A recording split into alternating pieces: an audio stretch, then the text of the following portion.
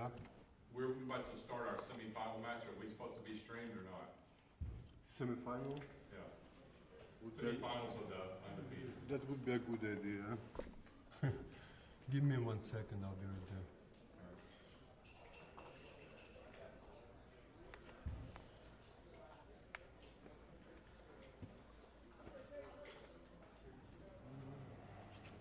I'm glad you're the people.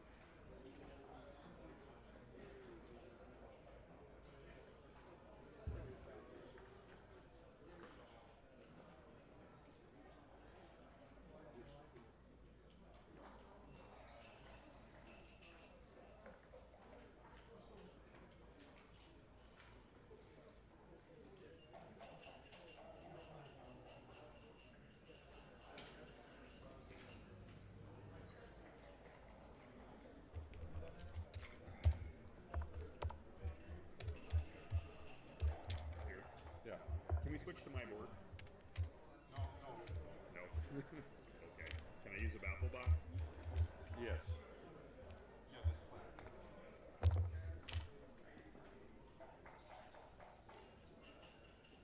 George, Russell double L. 2L.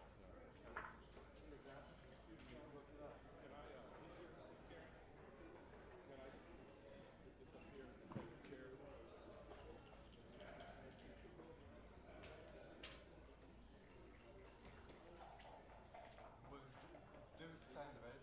Huh? David Stein. David Stein. Yeah. Stein.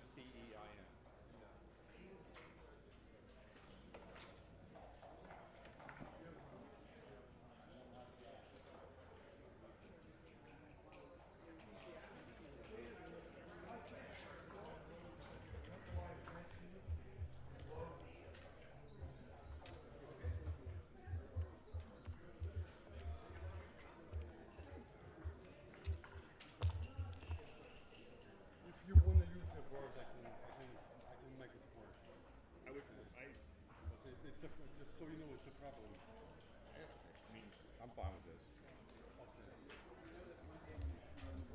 We got a baffle box.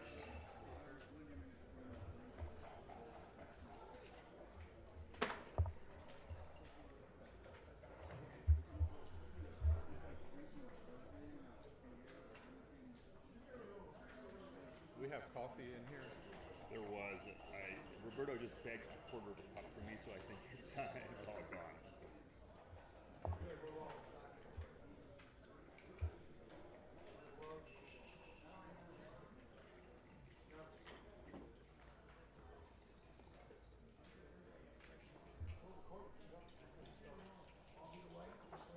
It's a backup. Okay. We ready to go?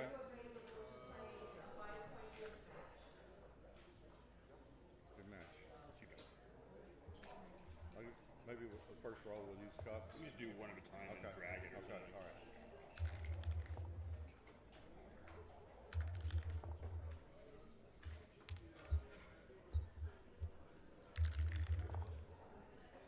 You want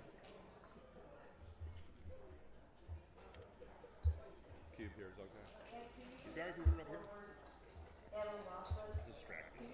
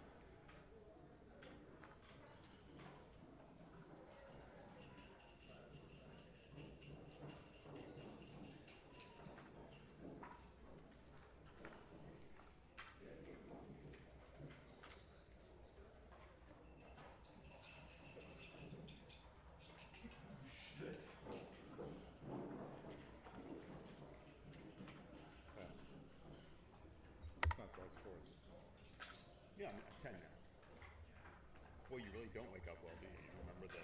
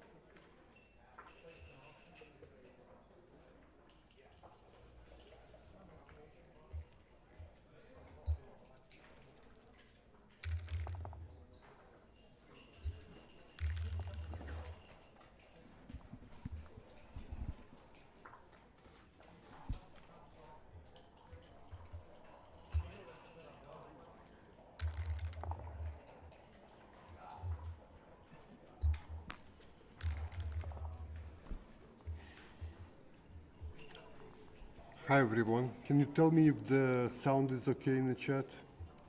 Can you tell me in the chat if the sound is okay?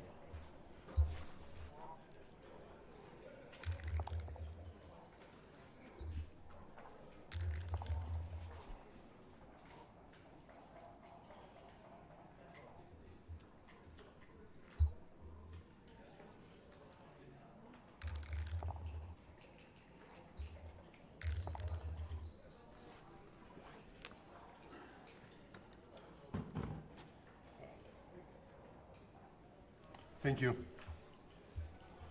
We're gonna have live commentary as soon as somebody's available to do it. Please like and share and subscribe. You know the drill.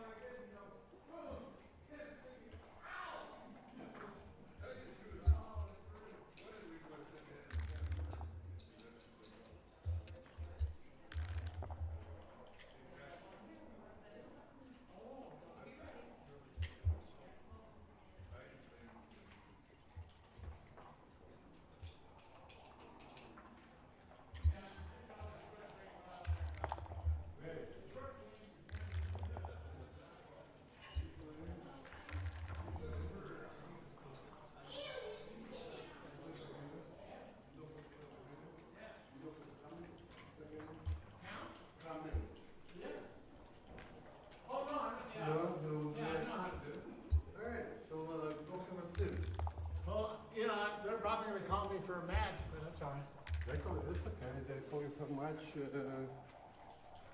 I'll let him know you're here. Oh, Joe Russell. Yeah.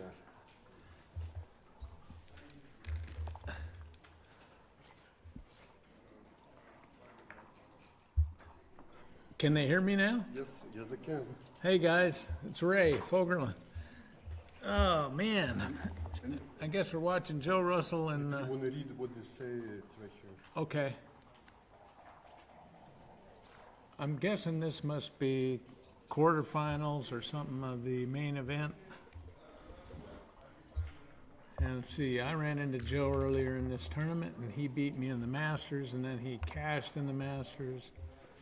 Looks like he's in danger of getting gammoned here by David Stein. Not sure I remember where David's from. Anyway, I'm having a thoroughly unenjoyable event. I won my first match today, and it's Sunday, I think. So, this is going to help Joe with saving the G, but his main opportunity to save the G is to hit a shot, and he's unlikely to get one. There it is, though. There's the shot. Now, this is wrong. He should go, he should play 4-2 here to eliminate shots on double fives, fours, and sixes on the next play. The extra checker off doesn't mean hardly anything in regards to the gammon, which is pretty much a lock as long as he doesn't get hit. There he goes. He found the right play. All right. I did the same thing with Joe. I was gammoning him to go ahead in the match and left a 2-shot, and he hit it. So he's hitting shots this weekend. Look at that. It hit and covered, and now he's gonna be redoubling. In fact, he may have had a redouble there, but he certainly will have one now. I think David's got 4 men off, is that right? 5, 8, 9, 10, 14, 15, yeah. So I'm not sure why Joe's rolling on here. He's up 2-1, he doesn't think he's supposed to send it. I mean, technically, oh, that's a misplay. That's not legal. He just made an illegal play. He played a 5-3, not a 6-3, unless I read the dice wrong. Here comes the redouble. Once he slotted it, okay.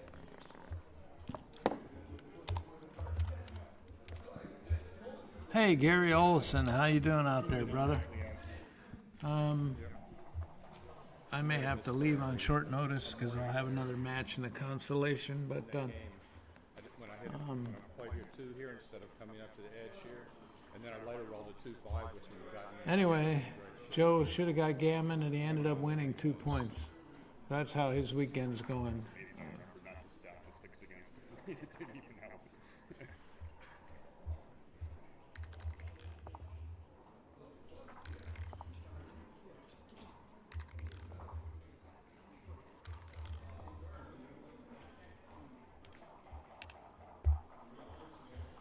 All right, that's the right play at all times with a 2-1, and especially when you're down 4-1, you want to have prime versus prime games and make points.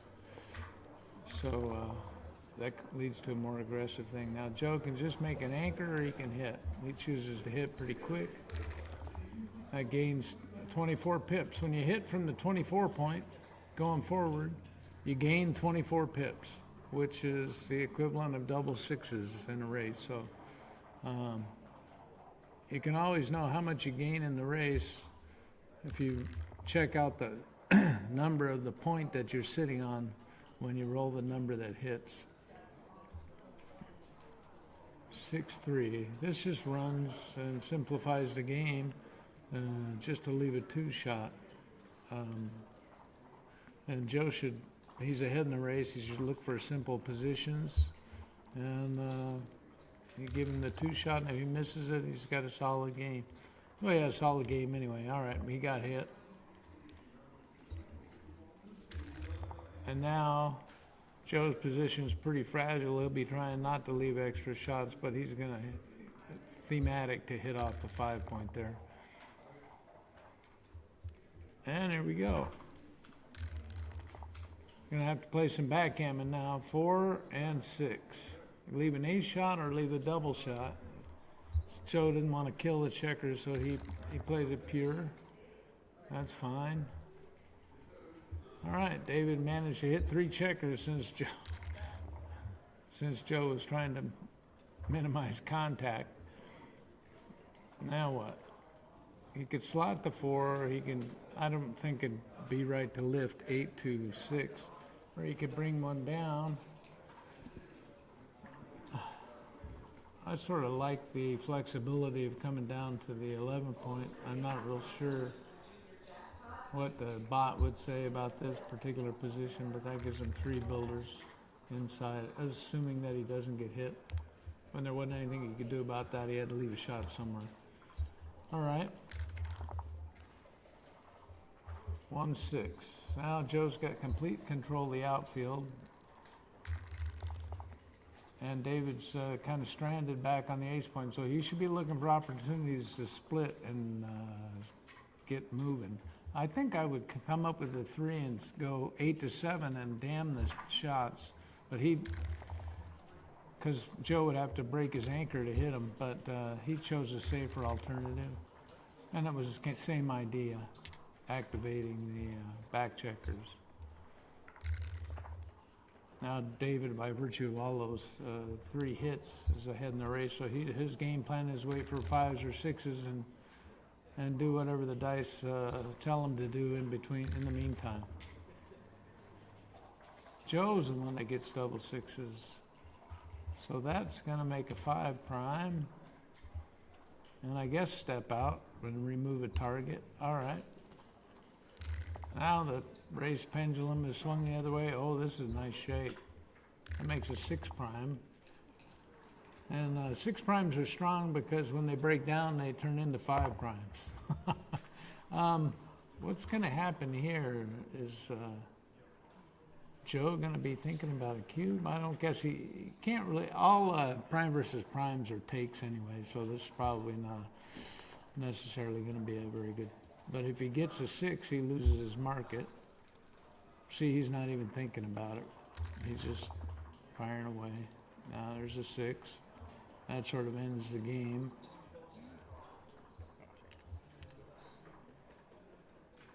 Well, he could make the 2 point and hold on to the anchor, but 6s don't grow on trees, so he should get out of there. And then instead of slotting the 2 point, where he could get both of those guys hit, that would shorten up his timing. He only wants, if he gets hit, to have 1 hit.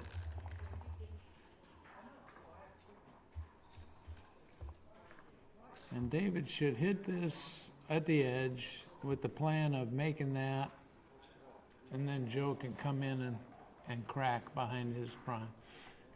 He could crack now, but if he leaves that blot alone, then Joe can roll any 5 or 6 and with his entering number and escape. So I think he's supposed to hit loose there off the 4 point. There's a 3-6.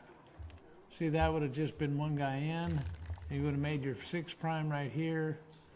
Instead, you're losing. So that wasn't very good. He was playing careful. Maybe lost because of it. And Joe's rolling some perfect numbers. He reestablishes the anchor. Now it might be more reasonable to double because the 6 wins the game basically, and failing that he can break from the back and hold on to his 5 prime. But with a lead of 4-1, you don't want to be looking for an excuse to send over a cube. Hands over some leverage to a guy that's trailing. But now you'll see Joe is thinking about it, or he didn't think about it before. And he's pretty good at this sort of thing, and he's kind of the go-to guy for all the gamblers about, they always ask him the odds of props and stuff like that. I think he'll decide not to double. And he'll just clear from the back here.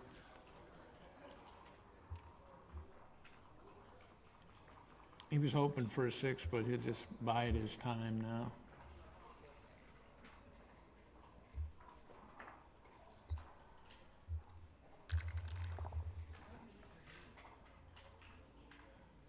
David will hold on to his 5 prime. And Joe will hope for a 6, and failing that, he'll want to make the 2-point. And if he can't make the 2-point, he should be slotting it, but he made it. Perfect number. Okay, now that's going to end the game there. Because David can hold his 5 prime, but Joe's got that. I don't know if he's going to, still he may be waiting at this score. Because if he rolls 4-3, 5-3, something like that, he's going to break his position. So Joe's position is a little too fragile to be sending over the cube when he's leading in the match. So he won't send it. Oh, he is sending it. Wow, interesting. It's putting some pressure on him. I wouldn't know what to expect from David, but I think that all these kind of positions, they say all prime versus prime positions are takes. And this looks like one. I mean, Joe is threatening to run out, but if he doesn't, he's going to crack. And then David will have some chances there. And if Joe rolls double 4s or 5s, 5-3, 5, you know, stuff like that, 4-3, there he goes. He took it. All right. Well, let's see if Joe gets his 6. 2-1. That's a great number. Holds on to his prime. David will hold his prime.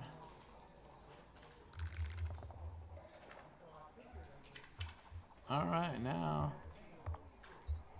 David's got some tactical equity. 6-5, he fans. Joe escapes 1. David's gonna have to hit an ace here. And then he'll have some reasonable chances. If he misses, then it's going to be a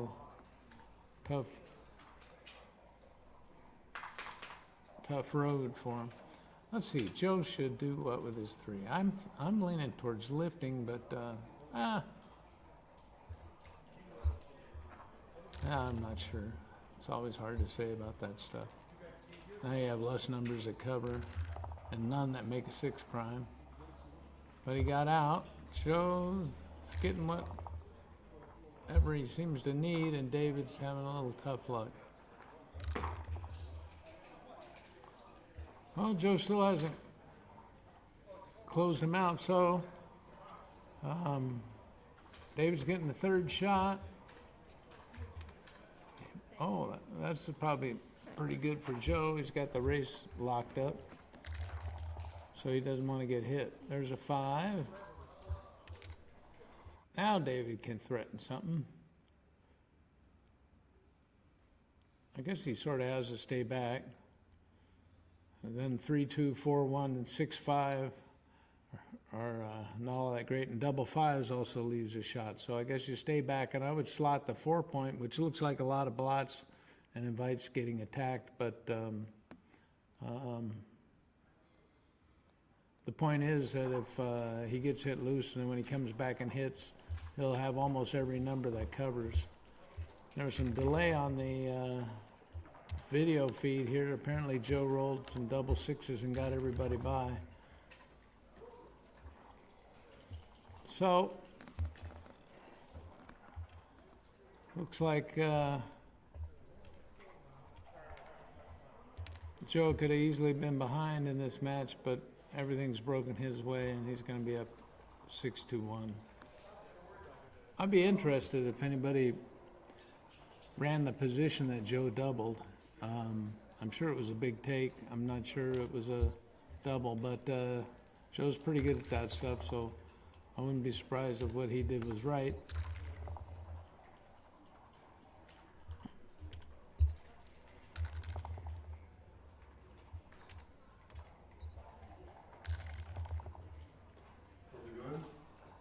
It's going okay. People happy? Or just saying, get the hell this out. Nobody's saying anything. Okay. Maybe. I was curious about the cube Joe gave. What did you think about it? I did not see it. Oh, okay. David took it, and it just didn't work out. David had a lot of opportunities to roll well and never did, and Joe rolled well every other turn there. Very cool. Says the screen delayed for a minute. Yeah, that seems to be not. Okay, can't do anything.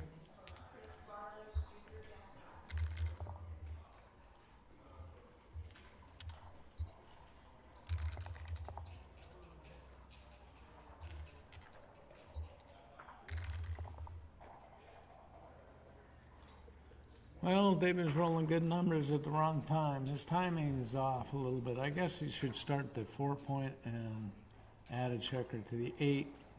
Doesn't have anything better to do. Or he could slot the bar and bring a checker to the 5. Let's see, that's pretty flexible. All right, those two plays are kind of a toss-up. Seems like Joe's hitting every shot. David's got a little play there. 2-1. Yeah, they're gonna fight for the points.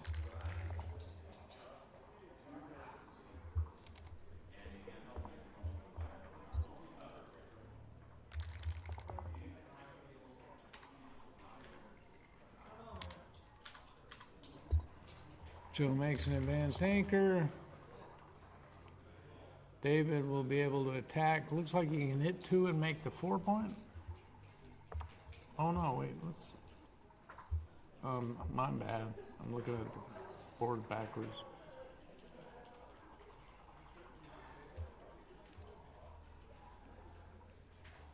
I think I would be inclined to make the bar point here, but he chose to make the 3 points, so that's a matter of style. Gives Joe more numbers to fan. But with 4 men back, it's probably not a bad idea to have a solid prime.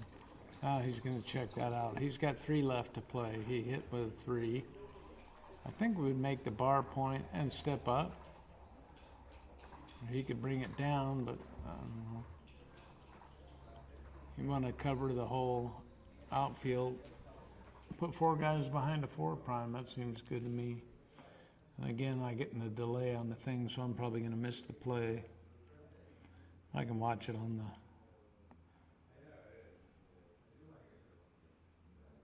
a streaming computer. Current viewers 31. Who's out there? Any of my pals? Type something, say hello. Ask a question. And if I can figure it out, I'll let you know.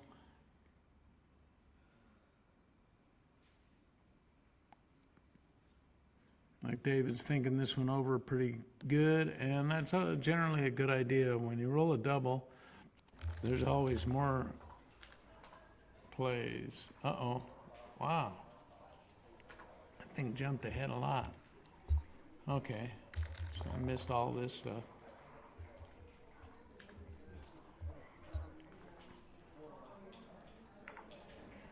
Guys, can you, I better fly.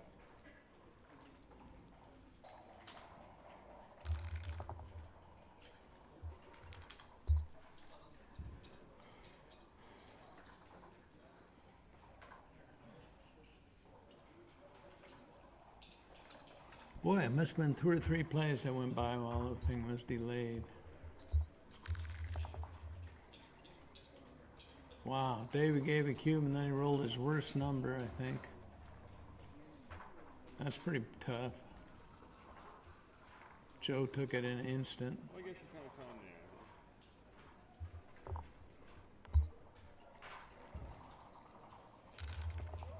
me. Now if Joe can release one, he's going to have a real nice game.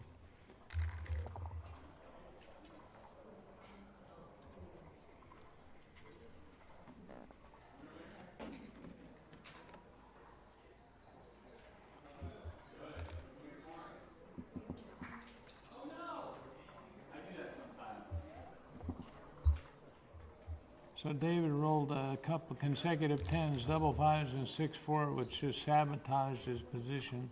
And Joe can just be patient and sit back. Fortunately for David, Joe's not really improved. He missed a, triple shot at 2 blots. But David got another 6-4. So it's 3 consecutive bricks since David sent the cube. So you can see which way the wind's blowing in this match. Joe will hit that. David might have some tactical chances if he can come in and hit. He's got to come in on the ace. The 3 doesn't hit, so he's got to step up.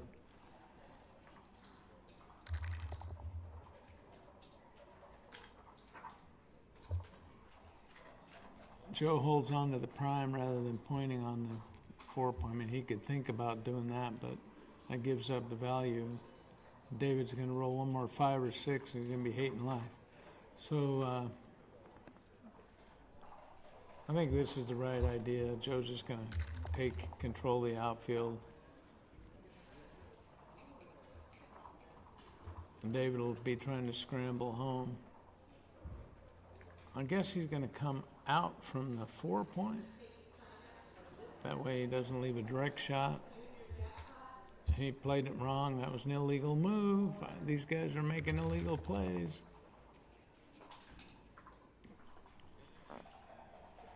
And they're not correcting each other. Joe's supposed to let them know when he makes an illegal move. That's 2 I've seen so far.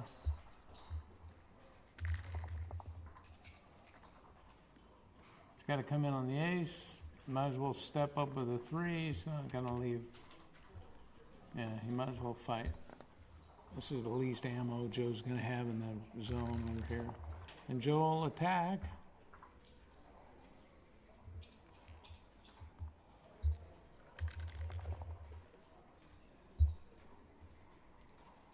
Now 8 or a 12 or a 2. It's going to put a second checker. Joe's going to be in great shape, but he didn't get a 8 or a 12 or a 2. Let's see. Does he want to threaten the other blot, which puts him in some danger? Does he want to just unstack the 6-point? Ironically, David's in kind of a position where he'd almost prefer not to move. If he comes in, he's going to have to come forward somewhere and probably leave a direct shot. So I'm not sure what the right idea is here. Joe, could he duplicate 4s? That's, yeah, there we go. So that duplicates the 4 to come in and threatens aces. And I guess he'll just start the ace point. Well, he can move forward in the outfield. He should go 3-2 with one of them. I think he should go 3 to ace, and then can he duplicate something? He could duplicate. No, he can't duplicate 2s because then he's going to leave 6s. So I don't know. This is a tough play. You got to go through a bunch of stuff. I guess I would stay there and start the ace point. You can't give a double shot out there, I don't believe. You can risk a single shot, but you can't risk a double shot when you got all that stuff. I think you just start the ace point and go to there. Now I think he has 2 left. Is that right? 1, 2. Oh, he switched points. That's okay. He doesn't create another blot. I don't know that you want the ace point, but you didn't necessarily want the other point either. 5-4, Joe's going to hit loose. And he wins the game, maybe, if he gets missed. Or he can come out. I don't know. The best way to do this is just to hit loose. And then if you get hit back, you got to play some more backgammon.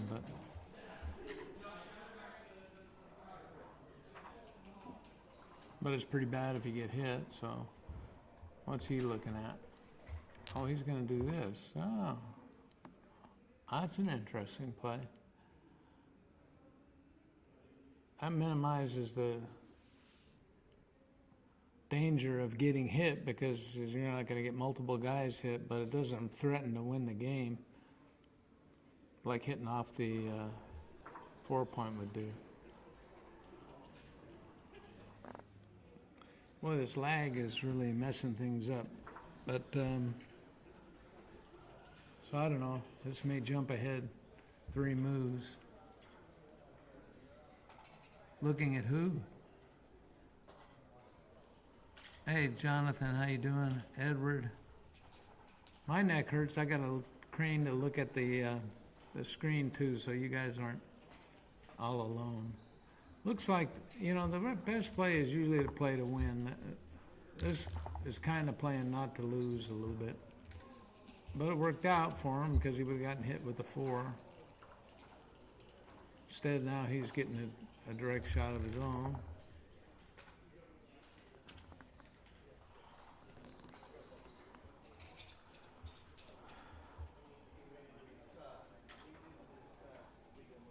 Now, how do you diversify this?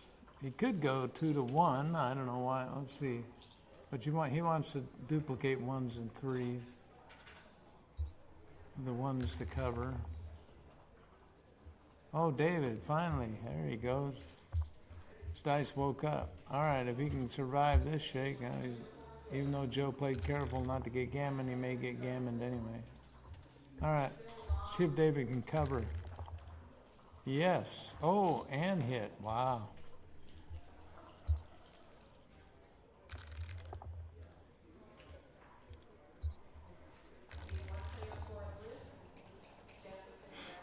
Uh-oh. I guess he can come down with a 2 and slide the ace. All right.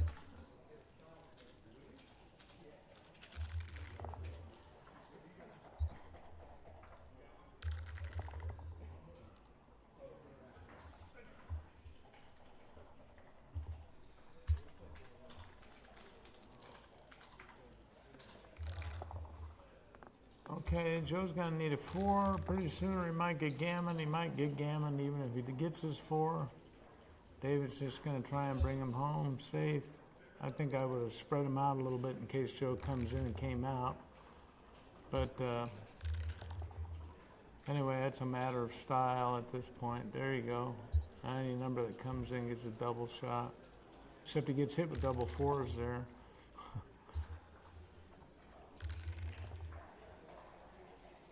Okay. I think I would play the 6 to the 6-point for the flexibility. He's going to stack them on the 5-point, looks like. And I got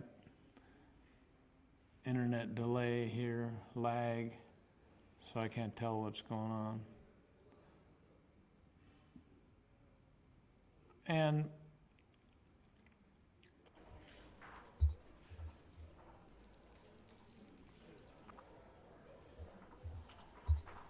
all right, I guess Joe fanned a couple of times and David finished bringing his guys in. And this is like the other game where all he had to do was clear a couple of points to win a gammon, but he left a shot and lost that game. So now he just has to clear the 5-point. It's always kind of interesting whether you come off there. It's the same number of shots, basically. And the gammon's pretty much saved, so he avoids double jeopardy, which just means that now he can clear it with a 4-2. And, well, Joe's going to give a shot to, this is a pretty good number to save a G. It's perfect efficiency coming in. I think that he's a big dog to save it, but now he rolls double 4s. So that's 36 pips and 2 shakes, but he's still behind the 8 ball. Oh my God. 56 pips and 3 shakes. That's pretty good for saving the gammon.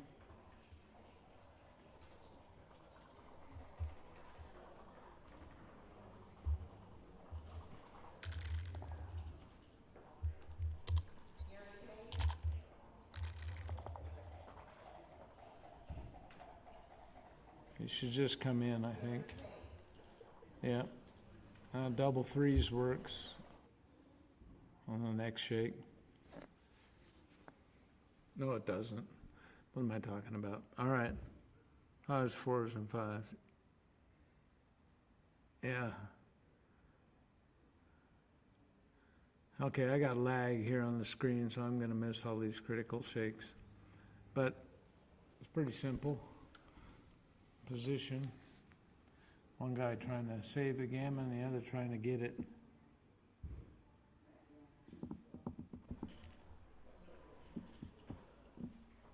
Did he not win the gammon? He got 2 points out of that, and they took a break.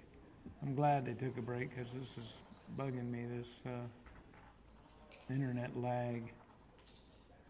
How did he save it? I didn't see it. Can you guys tell me how he saved it? Did Joe roll a double? David had 5 checkers and Joe had 3, so he takes off 2, 2. Oh, that's pretty routine, I guess, if Joe got a 6. All right, well,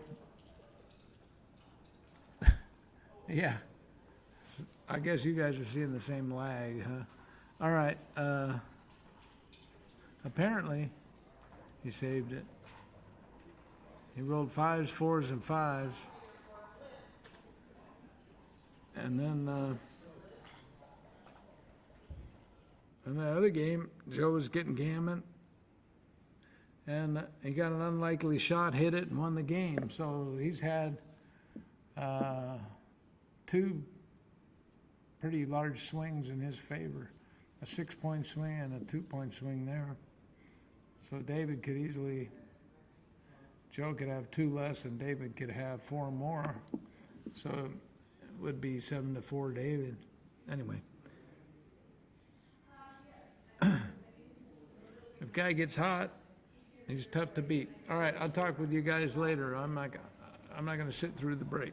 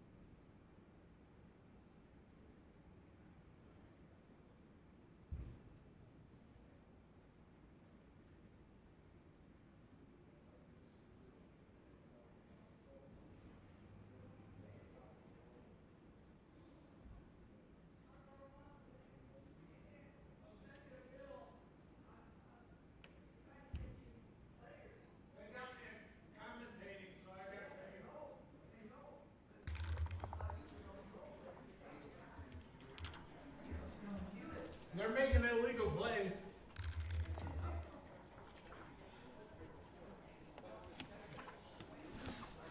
Okay, everybody. I'm back to the laggy internet. Let's see if these guys can go the rest of the way without making illegal moves. 4-3, what's right here? It looks like Joe has made the 5 anchor. David's got kind of anti-positional. So what's Joe? I think I would come down and slot the 5 point. You don't mind if you get hit. And it's, there you go.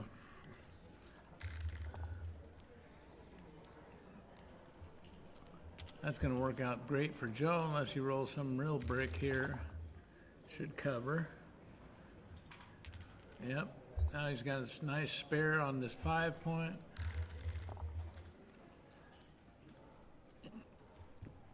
David's position keeps getting worse and Joe's keeps getting better. It almost might be a double except for the score.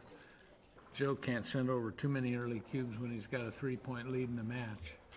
So, but he can make the bar, the 4 point. I guess I'd make the bar, but he can make the 3 point. He's going to do, that's the least volatile option, and he doesn't need a real powerful. He probably just doesn't want to get hit. So that was perfectly reasonable. Bar point maybe a little bit better than the 3 point there, but not at risk of leaving a shot on the midpoint.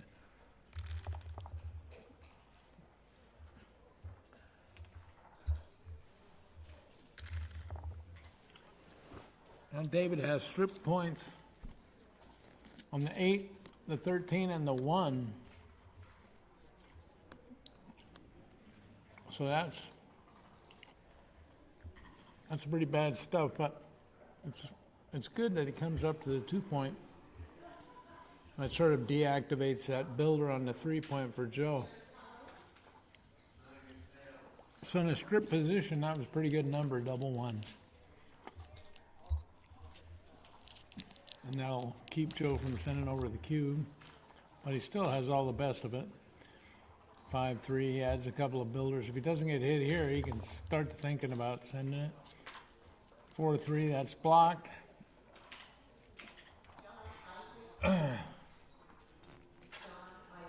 And after David makes this play, this is going to be the point of maximum discomfort, which is not a bad time to be thinking about the cube because your opponent can't be too, positive about his deal. You got fly shots and you got priming shots, and you'll see Joe's thinking about the cube. So psychologically, it's a pretty good time to send something over because not everybody's going to take this one, so you can sort of test their discomfort level.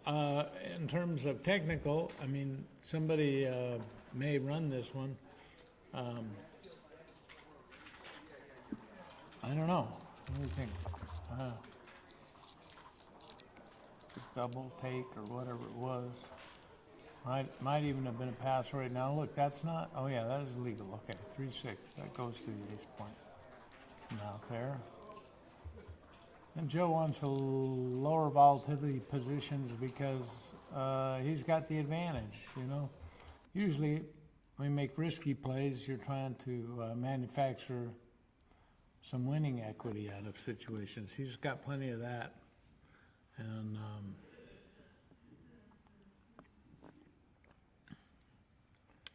all right, I guess the internet's lagging again. There, he picked it up. Whoop. Okay. Well, now Joe's rolled a good number. Oh my goodness, how about this? All right. Almost nothing is. Oh, that's something that'll stop the cube. How about that? Wow. David, game saving throw.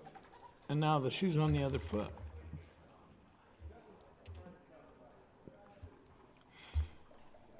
So, well, it's instructive. Those 3 guys in the midpoint are 39 and 2 guys on the 5 point are 40. So there's always 1 pip difference there. So Joe has 48 in the outfield, and it's 39 and 14. It's 49, 50, 3 to 48. So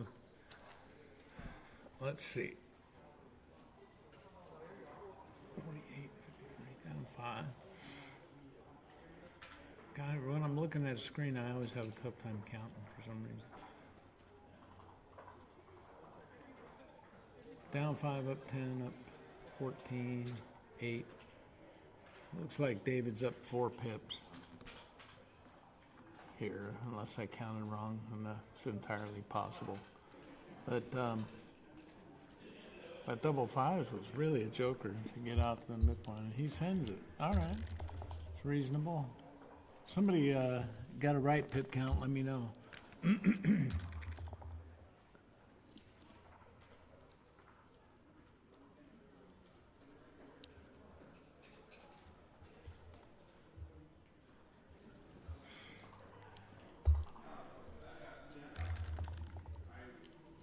Oh, David rolls a 2, pick and pass, so that makes a very strong position for David.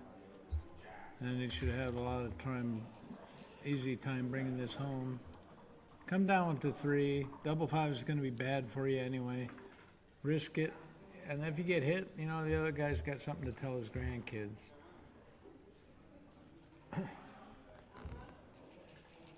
Or you can do this, and you don't leave any shots now, but you may not be able to bring that guy home safely on the next shake.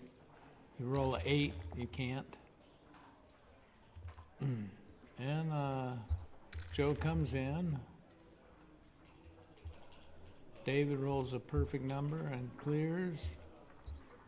All right. Yep, Joe can make the point and hope for 5-1-6-1. No such luck. All right. Pretty routine win for David. I would like to, I didn't trust my count there, but it was an interesting cue, but he gave over.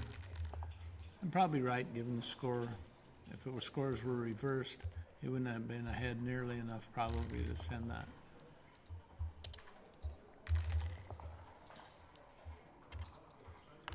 So it looks like it's going to be 6-5. And David survived some adversity.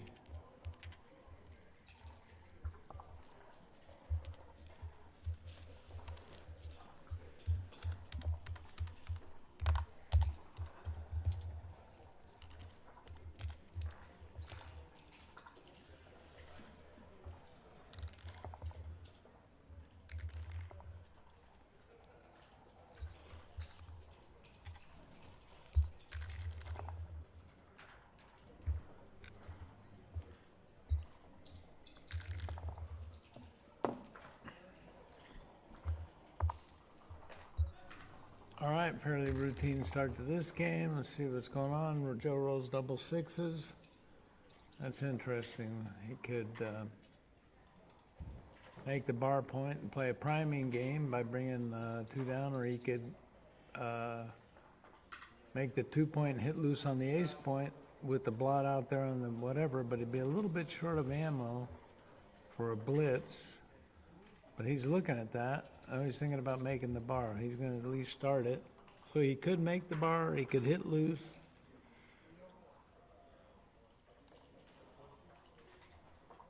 If he were to hit loose, he's only got 1 cover. It just seems like you're pushing the envelope too much to try and blitz here. So I guess I would bring it down, make the bar point with the last one. I also wouldn't be unreasonable to come around the other way, but Joe decides to go ahead and hit. Is that double 6s? Now this is interesting. This right here, there's an extra blot. You sort of have to send it when a guy's got 2 up. It's a massive threat, and the key to these positions is it's so volatile. It's the volatility is king. So Joe, David doesn't know that he's going to come in on the next shake, but Joe holds off. And I don't know, you know, if you don't want to win gammons, I mean, why do the blitz play if when it works, you're not even going to send the cube. That's not real consistent. Oh, this is a no-brainer now.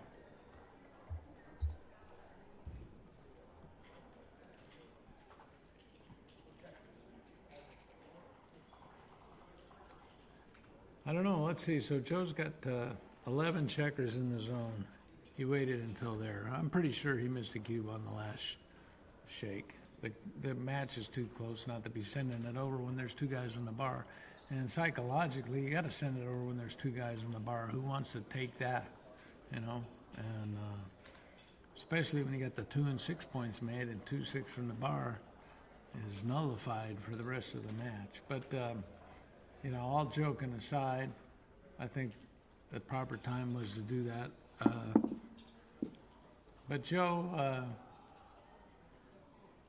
has consistently, down through the years, played his matches like he's the favorite. And he doesn't want a whole lot of volatility, and he'd rather you make a mistake than he does. So he's not throwing cubes around at the earliest possible moment. And but it would have been perfectly reasonable and psychologically powerful to send over a cube when the other guy's got two guys on the roof. You got a couple of covers. Nobody's going to like that. Okay, I guess there was a pass and 3 rolls into this game. I pick back up. This lag is just tough. 2-6 from the bar. What a surprise. All right. 5-2. There's a 2. Okay. I might go to the ace point here just so I don't stack up that stuff. Probably not a whole lot of difference. Can't obviously go 13-8 and leave a double shot. So it's a matter of style. I don't know what the bot's like here. That seems like the more human play. We like to diversify stuff. That was a good shot for David. 5-4. This is awkward for Joe. 4 and 5 makes the ace. But if David can roll a 5, he's a big favorite here. There it is. 5 and brings down a builder, and this game's over unless Joe smacks that 8. He's going to run. Now it's an interesting time. David didn't even stop to think about doubling. Man, you got direct shots, you got a powerful board, you got an anchor. I mean, he was a little behind in the race maybe, but that's it. Plus, Joe doesn't really like taking those cubes. He's been known to pass a few takes down through the years. All right, so now what's going on? Joe got out, so David doesn't have it. He can just bring a guy to the 8 point here, and he's always threatening to make the bar point.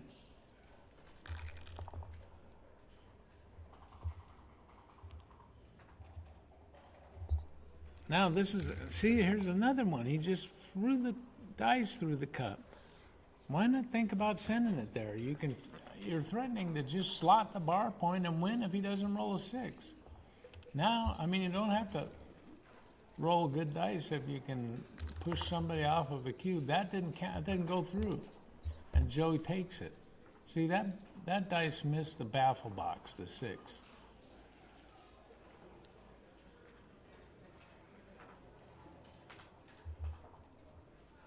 And the guy who throws it knows that.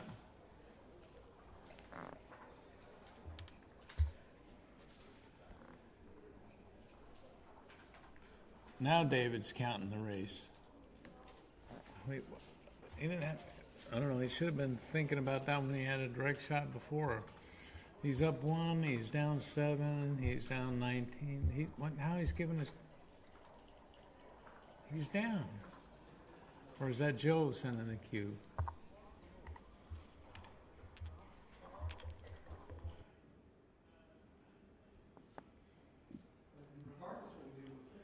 Well, Joe rolled a 6-4 there, and he ran out real fast, but the 6 didn't go through the baffle box the way I can see it. Looked like it hit the side of the baffle box. And these guys, that's about the third illegal move I've spotted so far.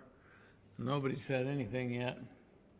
But actually, this is a responsible moves tournament. The rules are dice on the checkers is not valid, and most tournaments it is. So I don't know if these guys made an agreement to play legal moves or not, but anyway, it hasn't been going like that. But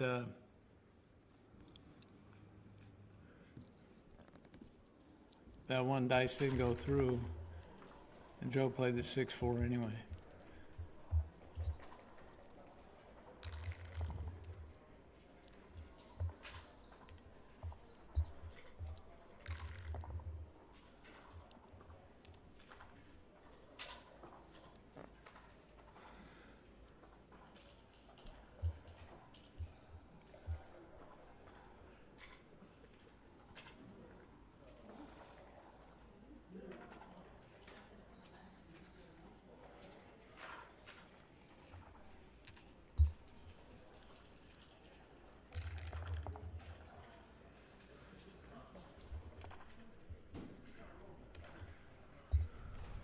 Yeah, there is. Somebody asked about the overtime rule, and apparently, if you run out of time on your clock, you don't lose the match the first time it happens, but they award you another minute on your clock to finish the rest of the match, and that's so they're not. You don't lose the match if you time out the first time, but then you got a minute left to finish the match. And if you time out after that, I guess you lose. That's the way I understand it. That's the way it was explained by Ben at the announcements. Yeah, I don't know. A lot of people are agreeing to have dice on checkers count, and some of them are agreeing to legal moves. I think it's kind of dangerous to make an agreement with your opponent to do something other than what the rules for that particular tournament specify. So, but a lot of people, they just don't feel comfortable unless we're playing legal moves. But they don't realize that their opponent doesn't necessarily have to honor it. Somebody can say, let's play legal moves, and they have no intention of notifying you when you make an illegal move. Everybody's worried that they're going to make illegal move that's to their detriment, and they trust their opponents. And the last person you want to be trusting is your opponent, because he's got a conflict of interest. So anyway.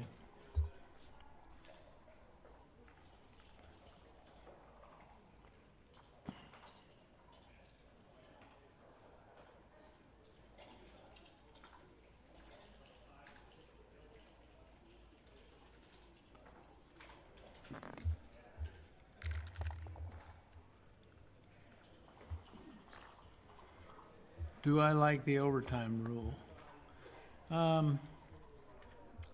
Well, it's okay, I guess. I think I prefer that if you lost on time, you lost. You got ample warning there. And, you tend to lose on time once, and that's it. And you never do it again. But every time I don't know, everybody's different, but when I get down to 2 or 3 minutes, then I start playing really fast and probably pretty poorly because I'm afraid of running out on my time.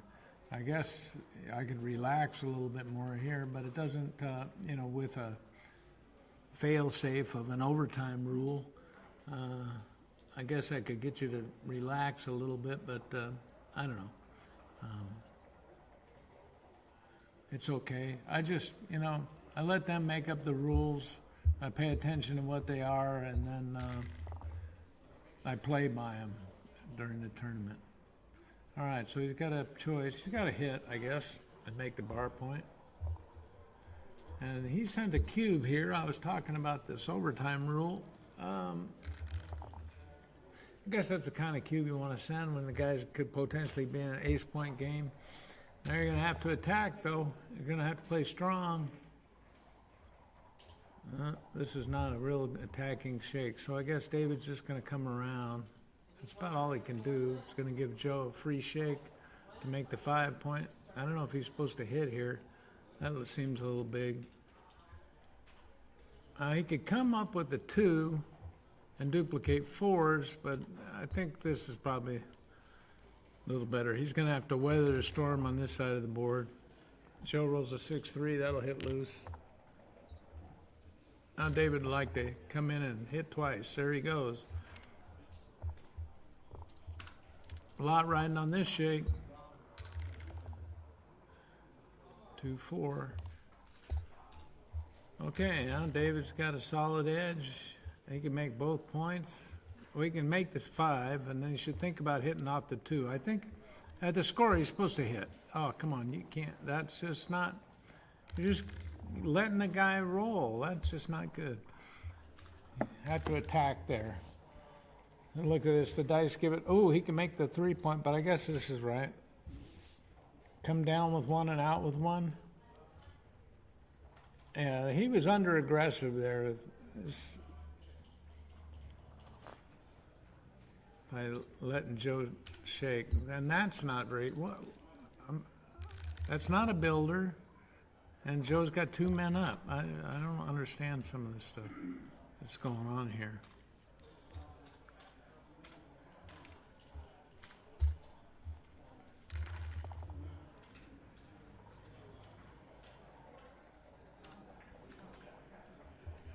Yeah, this is fine.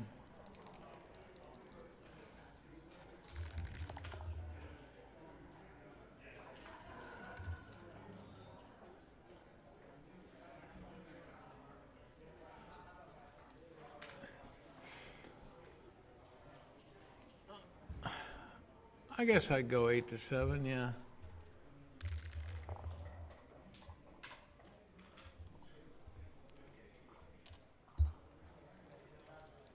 Now if David rolls a 6, he'll have to leave a direct shot someplace, which is not a real big deal, although Joe did build a 4-point board now. There's the 6. So where's he gonna, I guess he's, let's see, 6. He can leave an ace or a 12, all right.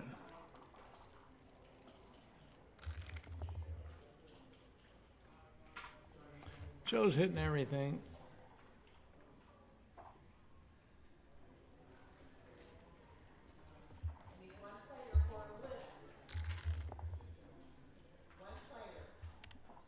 Oh, this is a sweet double aces for David. But Joe could maybe counter prime him a little bit. Look at that. He covers and gets out with a 6. David needs a 5 and he rolls double 6s. All right.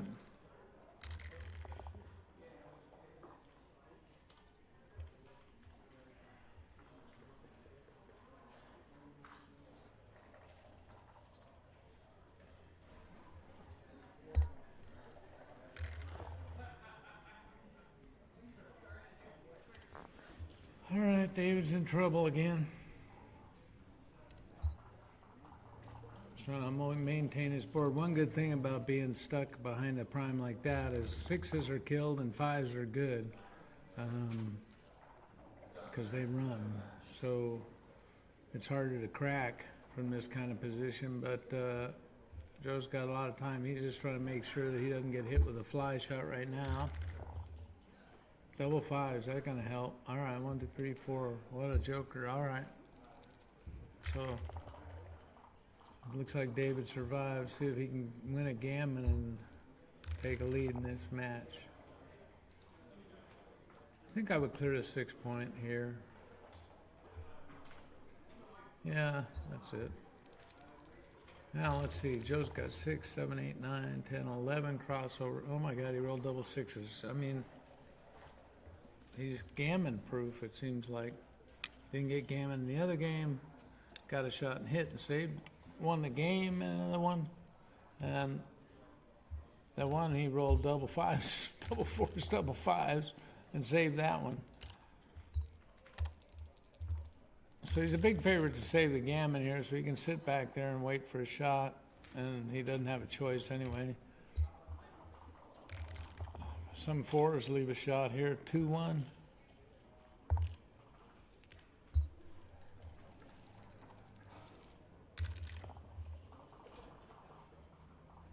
Well,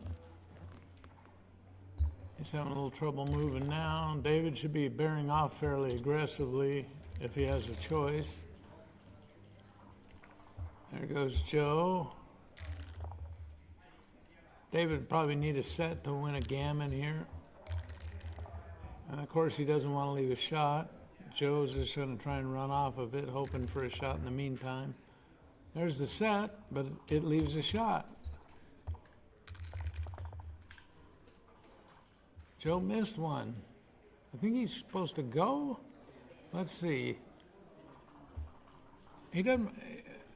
If he doesn't go now, he may roll low and not be able to go on the next shake. But it might be a situation where David's down to 3 and it's, a moot point where he's supposed to do it. But Joe doesn't want to risk any kind of backgammon, so he leaves. All right, David's got 3 off. That's it. Double sixes or better. Is that what we need? All right, David won a gammon. He didn't necessarily play for it, but he got it anyway. All right, so it's 9-8. A little different story. Finally, David got a little break in that game. All right, now 2 away, 3 away. Joe should be thinking about cubing a little bit early so he can jump past the even score and get to Crawford. And the dynamics of the 2-away player is that you play for positions that are not gammonish. You want to have an advanced anchor or something, and then your take point can go down to 18, to 20% range. You don't need quite as much, as long as gammon's going to win you the match outright. You just try to get in a position where there's no gammons. That's what's this, double aces? Let's see, Joe, what does he want to do here? Oh, he's coming up. Oh, this is a good, that's solid. Generally, you'd want the inner board point, but this, he's got 3 builders, plus he's got the 8-point slotted, and it kind of killed David's 6s, or forced him to play him from the midpoint. So now let's see, David, what's he going to do here? He's coming down, he's staying back. Okay, I like that. He's under the gun, but Joe's going to have to hit loose. Or he could point on the ace point. That's not the right idea. So he should hit loose and come to the 6. There he goes. If David misses, Joe's going to have a nice shot at a cube, maybe. But David hit. Joe fan now. David can think about sending the cube. And these kind of situations, Joe's take money is going to be 25%. So if he thinks he can win 2 games in a row more often than he can win this one, then he should take. And David should be sending over, that type of cube. He decides not to, and he didn't get out, but he can.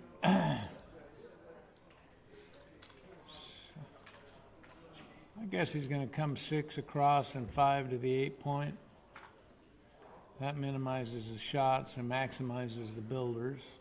Otherwise, he could slot the 4-point, which doesn't seem like the right idea. Killing the checker there, that was not very good. I mean, you can't worry about these little fly shots out here, I don't think. I mean, of course, I'm solidly in the consolation, and these guys are still playing in the main flight.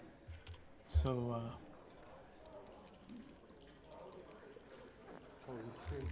huh? People like you? I don't know. People like you? Well, they know me. Everybody knows me. What happened there?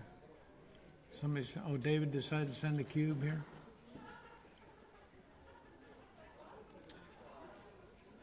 You have a match with Steve Harris, Okay, okay? okay.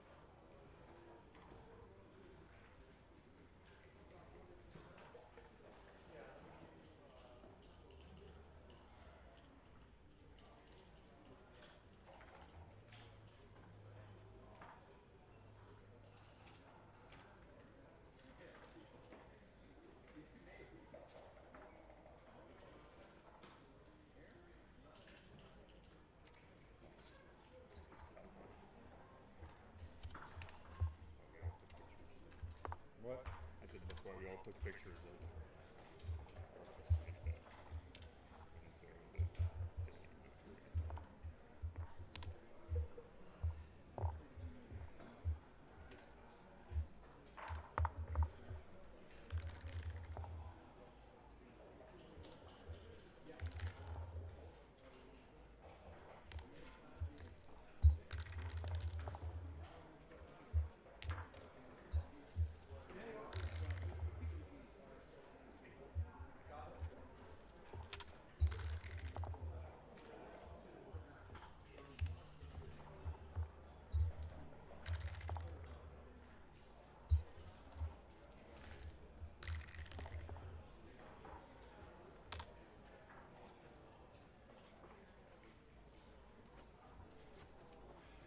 Hey, sorry everybody, I forgot to mention.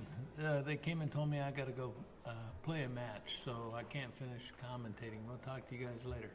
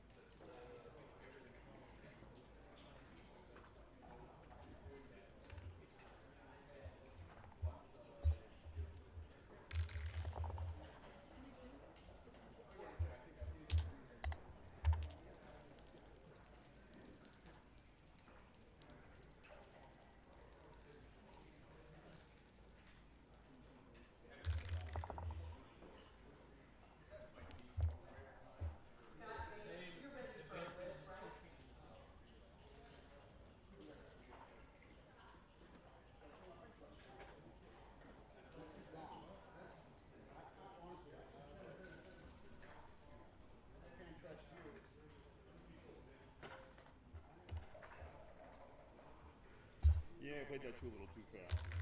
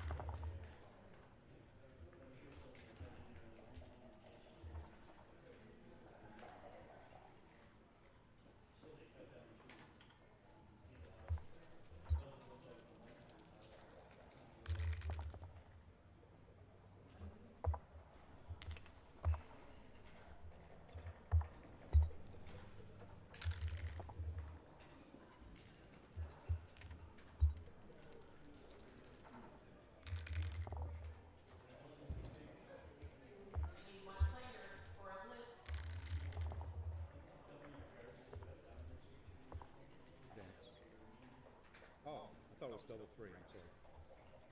Scared me for a minute.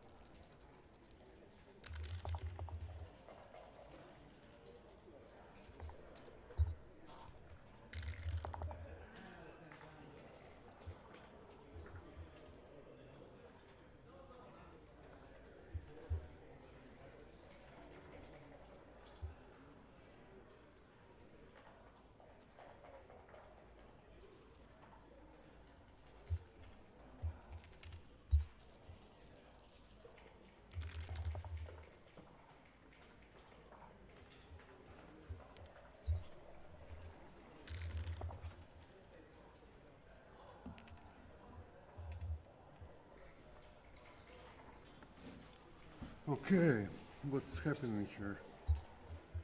What's Crawford? So the MP game, yeah?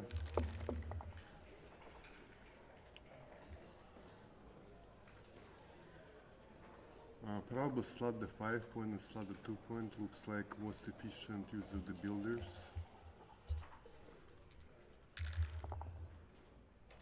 Five, 3.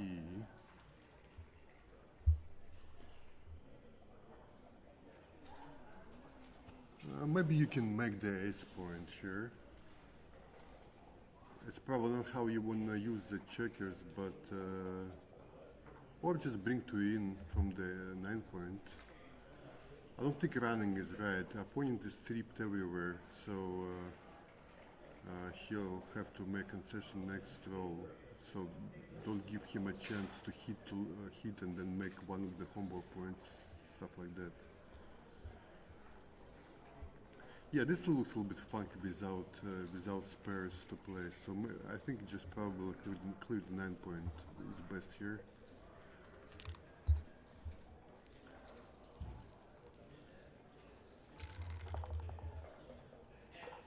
Six, 3. Okay, makes 2 homework points. Double 5. Nice super joker.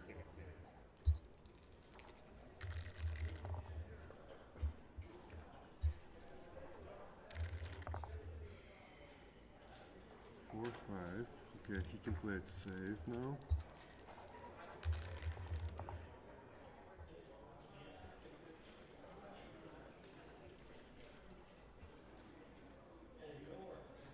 Yeah, this is not too important here.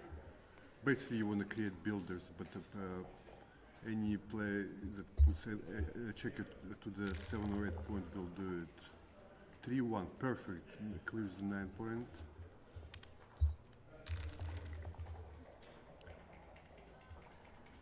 So, okay, this looks best.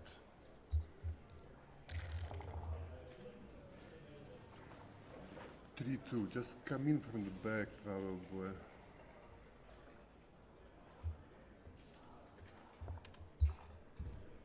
Okay, good play. Save the spare and doesn't leave a shot in double 5s and double 6s. Okay, double 4s.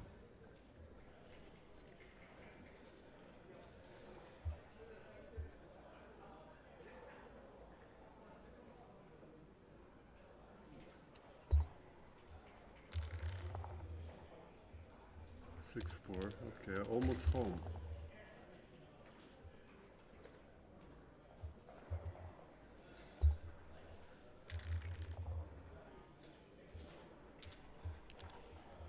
Is that the best play?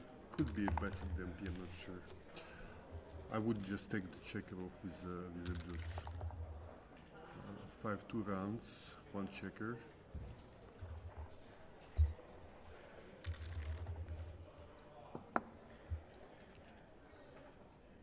Four, 3. He is far enough ahead to just clear the 6 point.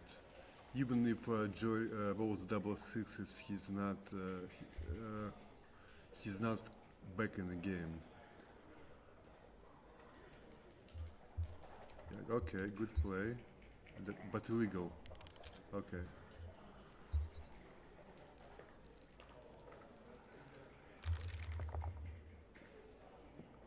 Double 3s.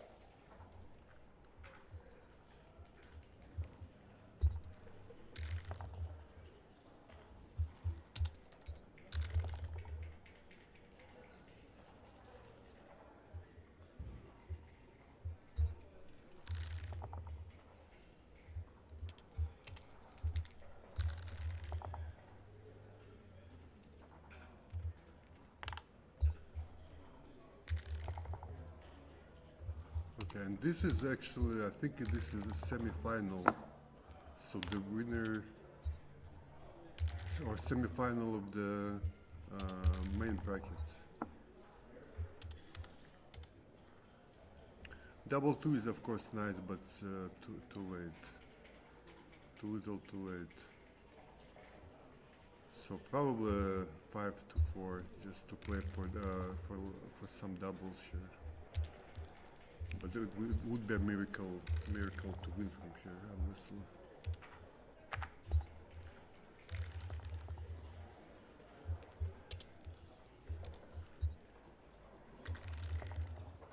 And that's it.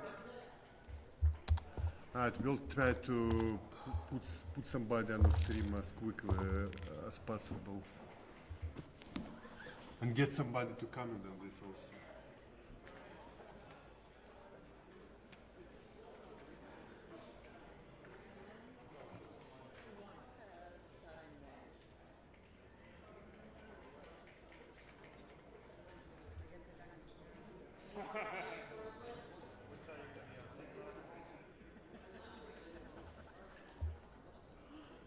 I'm gonna be on the winning side.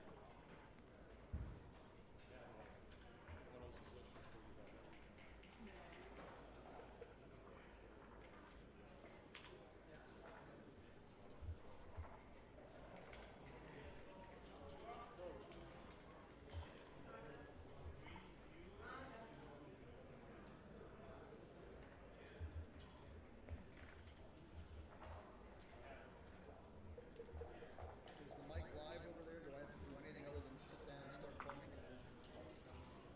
Well, I have one game where if he doesn't roll double five, He's gonna comment on if he rolls double five, it's just double 10. And then I win. So not only that, I lose 3 points. I lose 2 points instead of winning. No. I was thinking, Okay, gee, let's go. You text me when we're good to go on there?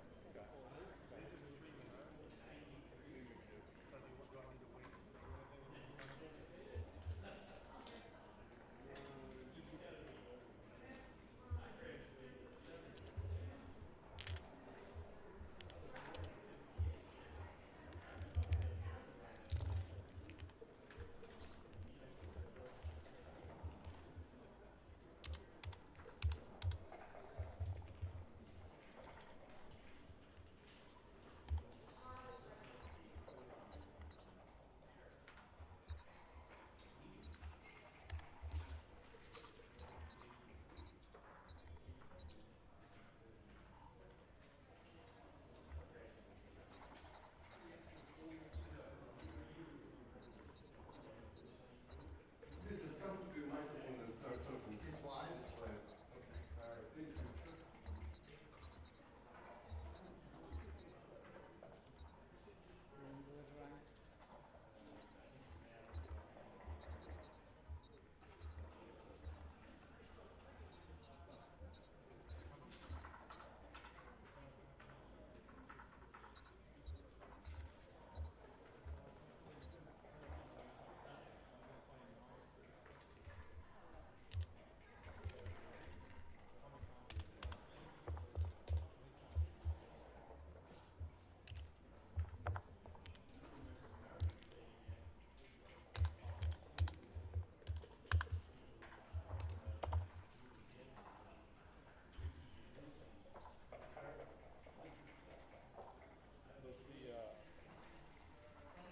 fighters bracket 9 points. Yes. Fighter bracket, I think. 11. Still 11.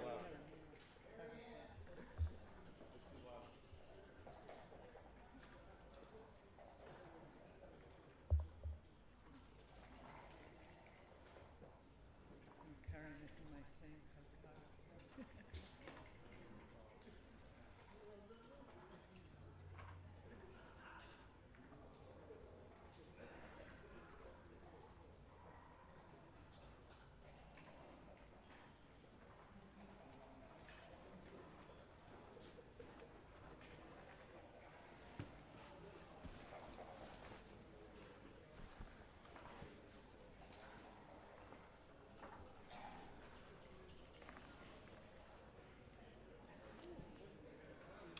Well, hello, my name's Kent Goulding. We're next going to be broadcasting a match from the consolation between the husband and wife team of Irina Litzenberger and Roberto Litzenberger. We're in Novi, Michigan for the Michigan Summer Championships, where they've had a huge turnout. Even though this is the consolation bracket, there's still thousands of dollars in prize money. So this is definitely a grudge match for who gets to spend the money between the husband-wife pair of Irina and Roberto. We could also view this as a version of the newlywed game. Roberto and Irina have been together for just over 30 years. There was a little argument, is it 30 years or is it 30.8 years? But they've been together a long, long time. They have 2 children and an aspiring backgammon champion granddaughter, Ariana. So shout out to Ariana. Hope you're watching and hope you can learn something. And we may have just lost my shout out.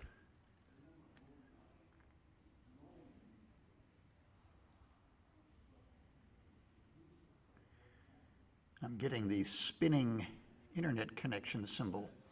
So I may, when it stops, I may repeat what I've just said, even if you can still hear me.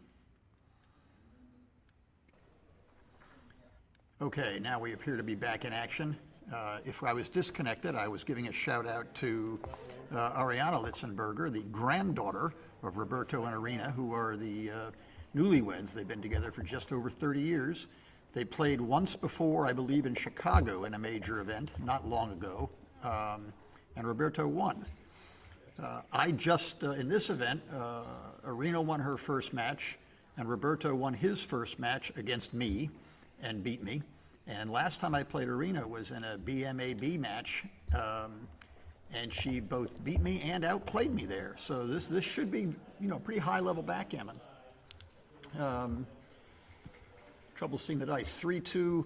I like hit and bring the builder down as opposed to hitting twice, and here it worked just fine. So now there's a better chance for Irina to build a strong structure with a high homeboard point. Roberto, with no good 6 to play, slots his own 5 point, the most valuable point on the board for him, and in doing so duplicates the 4s Irina need to either cover her 4-point or hit. She countered that by rolling double 5s, which is a master blaster roll. Without a very good shot here by Roberto, the only question now is Irina too good? Could she be better off playing for a gammon than doubling? And she believes the answer is no, and I don't think, particularly with the 4th point already slotted and a blot on his home board, I don't think Roberto can really seriously consider taking this. And he does not. Okay, 1-0 lead. A little flurry of activity there and a 1-0 lead. Both players play extremely well, even though Irina only advanced up to the open division a couple of years ago. She plays open division backgammon. Roberto's 4-2 is standard. Nobody does anything other than make that point, nor have they for the 50 or so years I've been playing backgammon. And Irina, again, is same with the double 5s. This time it's a lot of pips. It makes a semi-valuable point. It sort of overextends the position. She now needs to either get into something to attack in her home board or find a way to race. I think it's not ridiculous to pop all the way out to the 18 point. I think she should split. Yeah, good play. Good play. This would sort of be the default play, I believe. Yeah, this is Roberto's sort of squeezed here. If he plays the 2, the natural looking 2 is to cover his 11 point.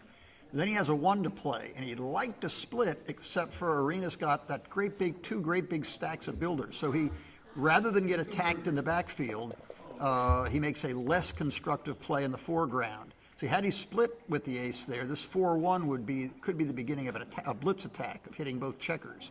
But he didn't split, so there's no targets for Irina to shoot at. Now she has to decide what to do. I think maybe, well, she certainly can't play anymore off her midpoint because they're all gone. I don't think she wants to slot a point in her home board, so I think there's very few serious plays. That one all the way out seems to be kind of the default, which is a better play than a lot of people think, even when it's not semi-forced.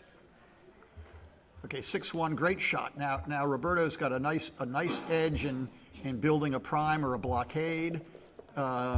Irina wants to kind of get, this is a double. This is a double. It almost doesn't matter. She may well be able to take this. I mean, the race isn't that bad. The threat here is that Roberto makes a pretty good roll, and that then causes him to have gotten chased Arena out, she has no chance of taking. This may well, as funny as it looks, this may well be a take. You don't have to be dead to take. You just have to have, reasonable winning chances. I mean, Roberto has certainly 3-1 and double ones. Okay, good. I think a lot of beginning players would drop this without hesitation. And there goes my internet connection.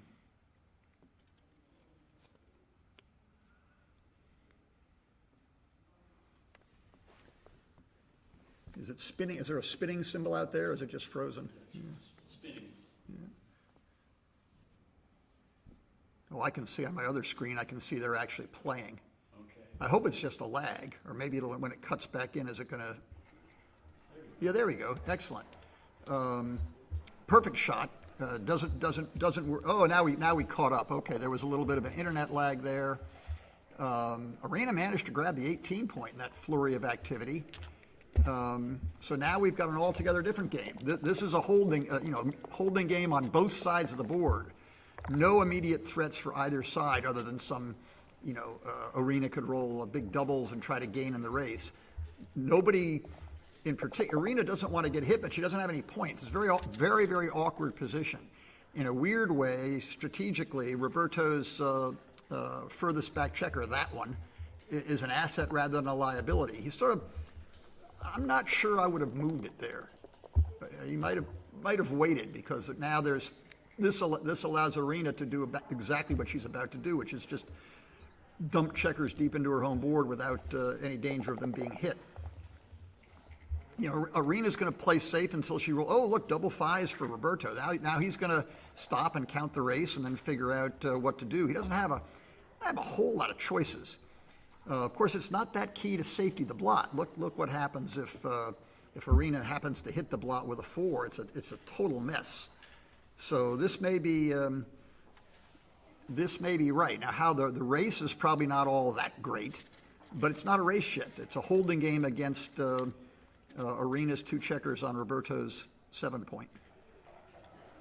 He's probably counting the race. I would, as I do when I'm playing, what's the race? How much of a race lead do I have? Do I really want a race? Is there some argument for maybe breaking the midpoint instead of the 15 point? I don't think there is. Is there some? He could keep the way back point to keep pressure on all 6 of Arena's checkers by making his, playing the loose blot around and then making his 3 point. And there goes our spinning circle again. Arena's position is very stiff. That argues for not racing. Yeah, for staying back. Yeah. I want my internet back. That would make me want to wait for the shot. You guys gonna team up again? Is he commentary? No, I just, You gotta team up with no, him. I- See you he's guys. good. I like him. He's one of the best. Yeah. I've heard you do commentary. I do. All right, we're back in action, I think. The little spinning symbol stopped.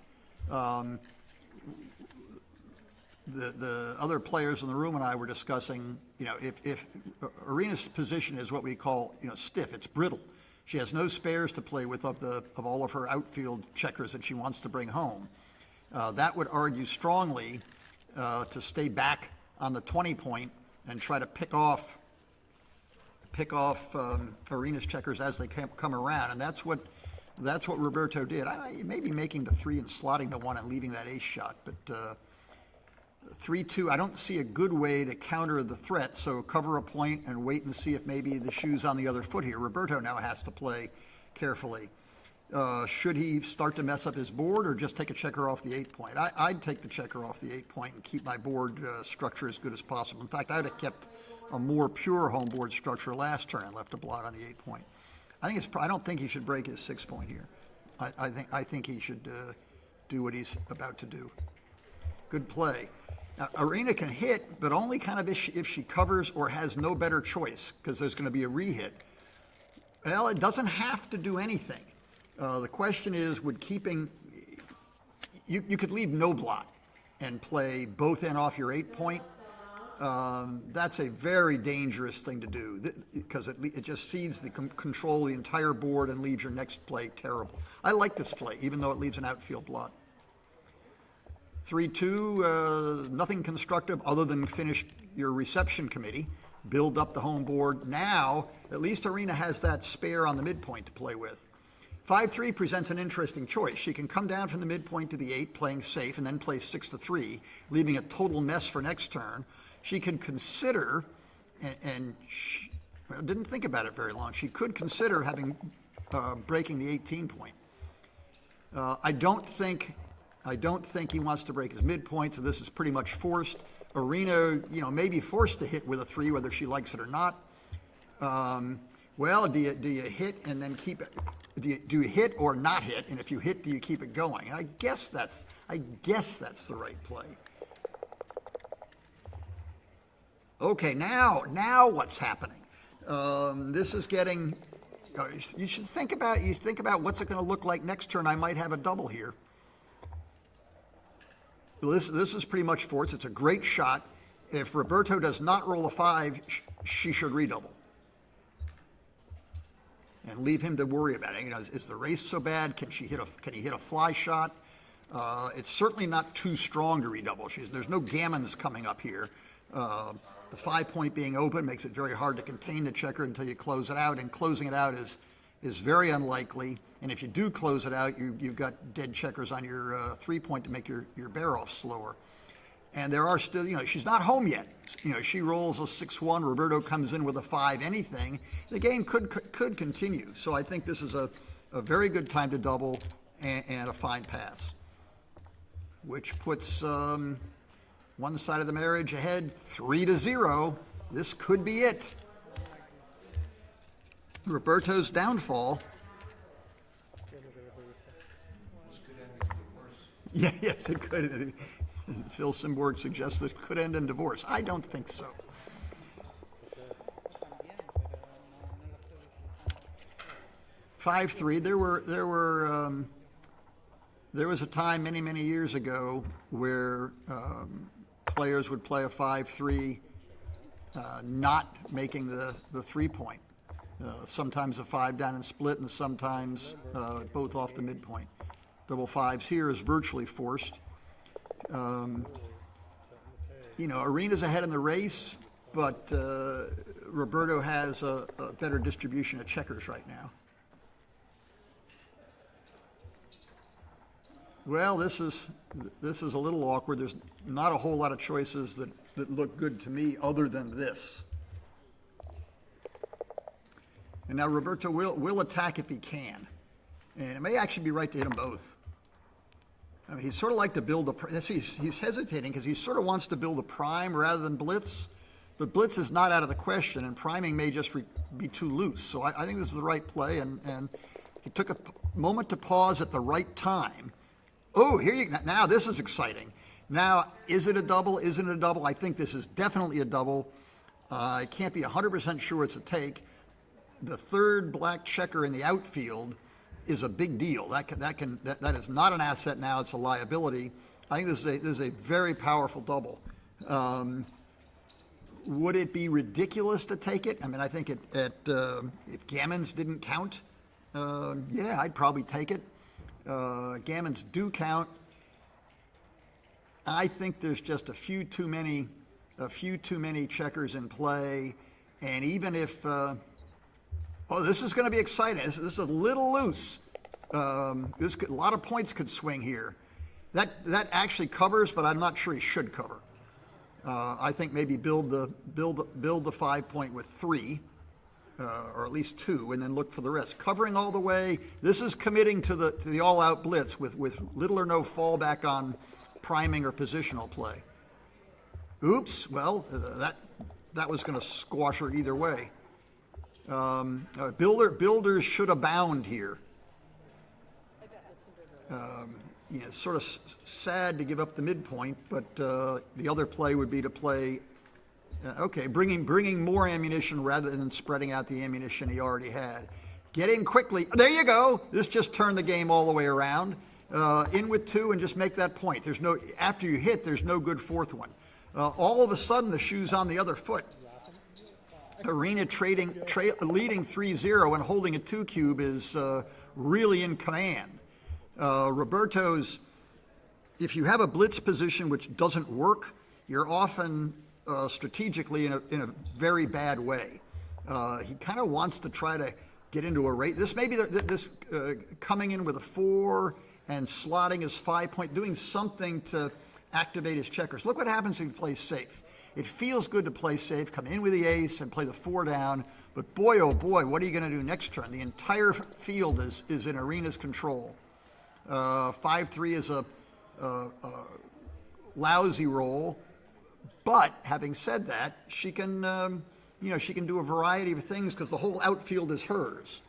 She could come off the midboy. She could stack heavy on the 8-point. No, I would not do that. I'd find some play other than this. This is her strength is control the outfield, and she just sort of overextended one of her checkers.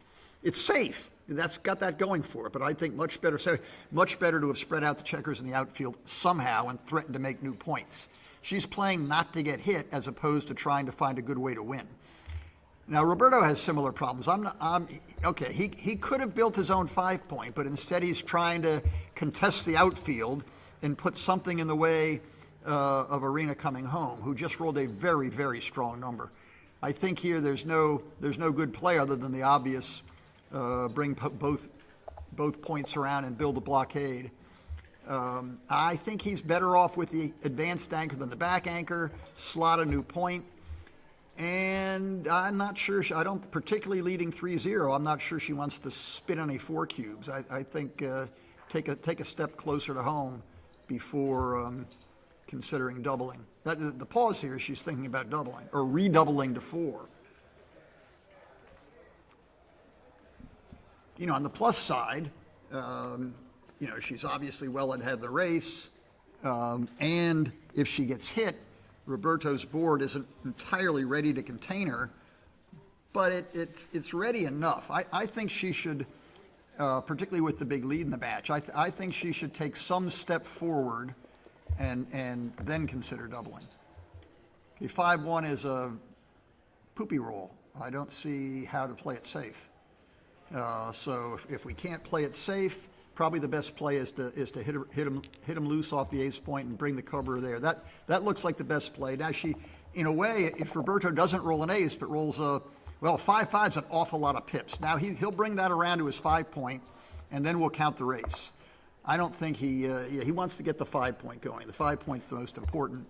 Now the race is not so great. Well, it might be a good idea to count the race before you do this.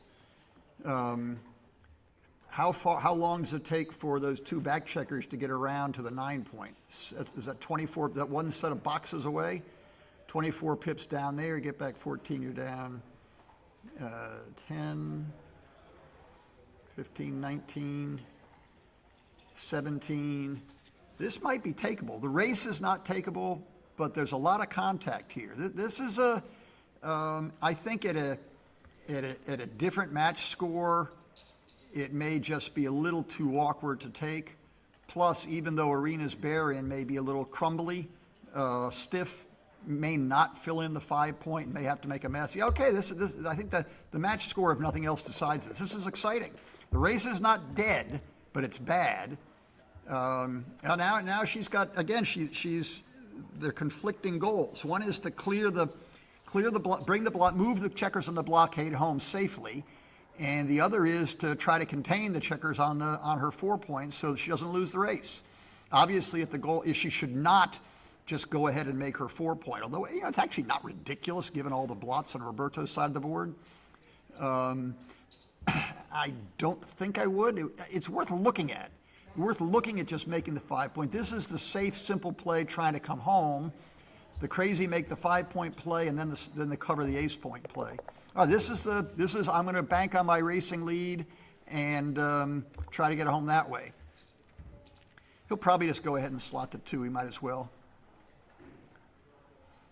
It's a point that could be worth something. It doesn't really cost much in the race, and he keeps a couple of 6s out on his 8-point just in case he does, rolls a big number and does not want to give up the anchor. Now here's the same problem for Arena. Should she build her board and keep that little bit of a blockade, or should she play safe? If she makes this 6, she should probably just slot the 2-point and keep the spare on the 7-point for flexibility. Plan B, which may also turn out to be Plan A, is just to clear the 8-point. Now she may be double checking the race. So this is a little peach and a little vanilla, part blockading and part coming home safe. Okay, let's look at this. This is the safe play. Now the safe play she may have noticed leaves double sixes. The reason to bring it in is it leaves double sixes. I'm not sure the danger if you're going to. She played safe from double sixes, but left other rolls more awkward. Okay, anything with a 4 is going to be awkward. Some things with a 3 are going to be awkward. 2-1 now, I think she's no longer has really good options. I mean, she could just kill a checker, but I think it's time to do this. And you know, a big doubles by Roberto, and this race is suddenly close. Yeah, I think she had the right idea. She also has the right idea to think about it. I mean, there's plenty of time. The cube's gotten big. There doesn't rate to be a problem with time for the match.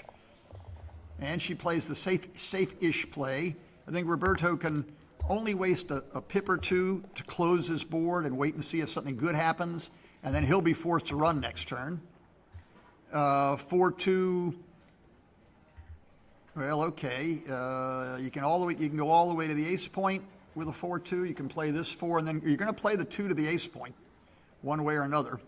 And the only question is, do you clear the 7? I think she should leave. I think this is the right play because it gives her a little more flexibility to attack the single blot, if in fact there is a single blot to attack. And there is. This gives her, 3-2 to hit and cover, and 2-2 to hit and cover, and double aces to hit and cover, but not 2-1. Build now it's much more serious, and now Roberto's probably going to run, except for he can't. Now she's got more pick and pass numbers. 6-3 doesn't work. 6-5 does. Race is looking better, although still not totally won. A big doubles by Roberto, and this it turns it around. 4-1 does not turn it around. The only shot number here is double sixes. So does he kill a pip or two and hope for double sixes? I'm not sure that's the right one. He maybe should have left those two spread out. It doesn't make much difference. And hope for double sixes. 6-5 is forced, over and off. Now he's going to have the same problem next turn. Do I wait for a shot, which is more likely, but in doing so bust up my board, or do I try to get lucky and win the race? I think the trick is now he wishes he'd run last turn, and now we've lost our internet connection.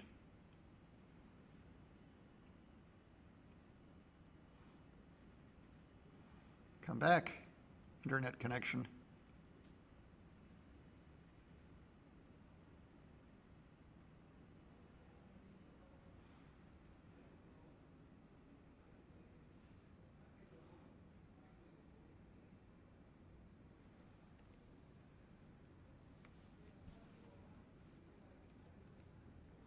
I want my internet back.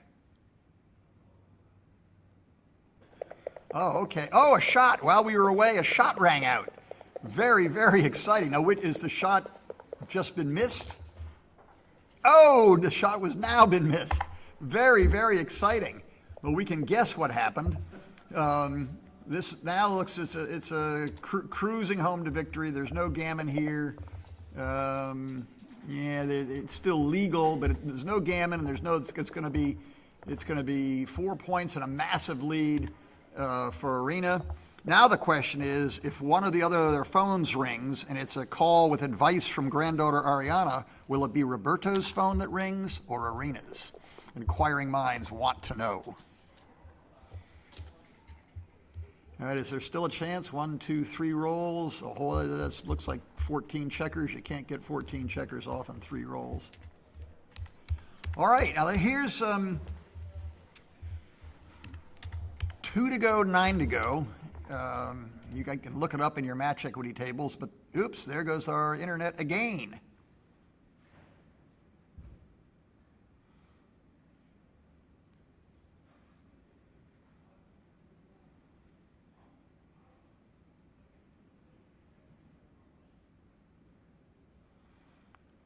Come on, internet, come back. Come back. Was that last game on 4? Yeah. Wait. All right, fading in and out. 7-0-9, 2 to go, 9 to go. There was a great position that popped up in a match yesterday where the score was 5-2 and there was a 4Q being redoubled to 8. So basically it was, do I pass and fall behind 2 to go, 9 to go, or do I take and redouble to 16 and play for the whole match? And it turned out to be by a fraction right to pass. But in all the post-game analysis, those of us who didn't already know worked out that 10% winning chances from 2 to go, 9 to go. So Roberto only has a 10% chance of winning the match between equal players with equal play. He will be, it's sort of funny, he clearly wants to win gammons. So he will, if he gets into a gammonish position where he can win gammons, he'll double early. If it's a position where he's very likely to get gammoned himself, but has winning chances, he may double, because if he's gammoned, he loses the match anyway, and if he's got some key shot or something, he may well take his chance there. The actual game as it's developing is the exact opposite of what Roberto wants. He's got a bad position with limited winning chances, and the gammons all go against him, and there's no gammons going in his direction. This helps a little teeny bit. He's hopped in. He's got a little teeny bit better control of the outfield now with Arena's midpoint gone, but her development is extraordinarily strong. I don't think she should stay back. I think coming out to the 18 point. Try to establish an anchor on the 18 point. She coming in on the 2 and hitting on the 5.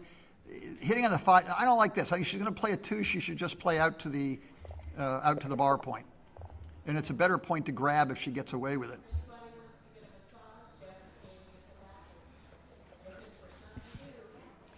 Now this didn't work. Excuse me. Roberto has no good 5. If he hits with the ace, he can bring a builder around to the 9 point.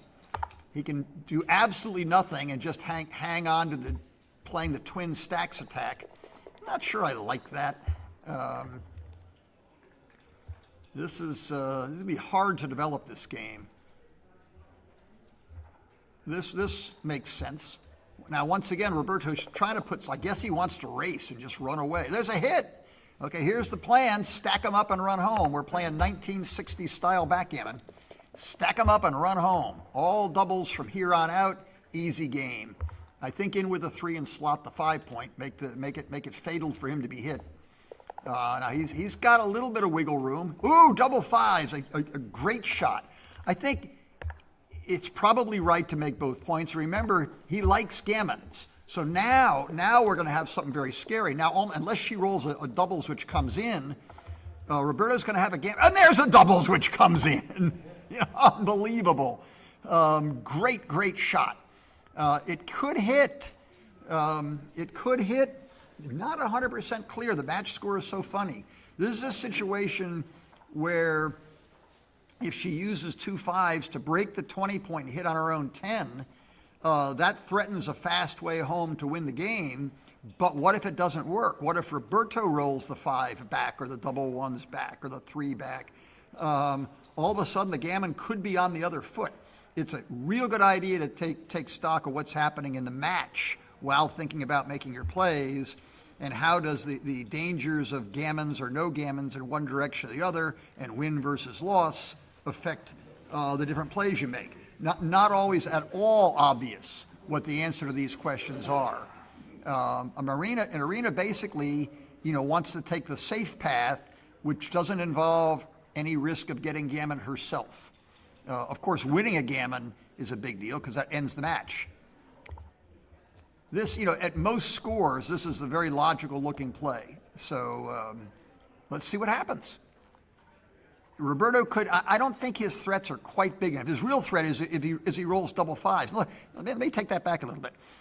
When you're looking at a 10% match winning chances, and if you get gammoned, you're losing it. This is not bad. Double 5s alone might be worth making this double. This is, of course, entirely based on the match score. This is a beaver for money. I mean, Arena's winning this game. 3-4 hits absolutely nothing and does absolutely nothing. Maybe, yeah, I guess just play with one blot and try to weather the storm. Ace 4, be careful here. Maybe you cover with a 4 and hit with the ace. I don't think she wants to leave him unmolested so he can pop out there with a 4-3, 4-4, 4-5, or 4-6. Of course, she's again worrying about getting gammoned herself. Well, again, a good time. This is obviously the other play. The problem with this play is look at all the blots. Easiest path to a win. Easiest path. Of course, a gammon doesn't matter at all anymore. Arena's playing this just to win. She wins the match if she wins the gammon. Gammon's irrelevant for her. It's hugely relevant for Roberto. Maybe the right play.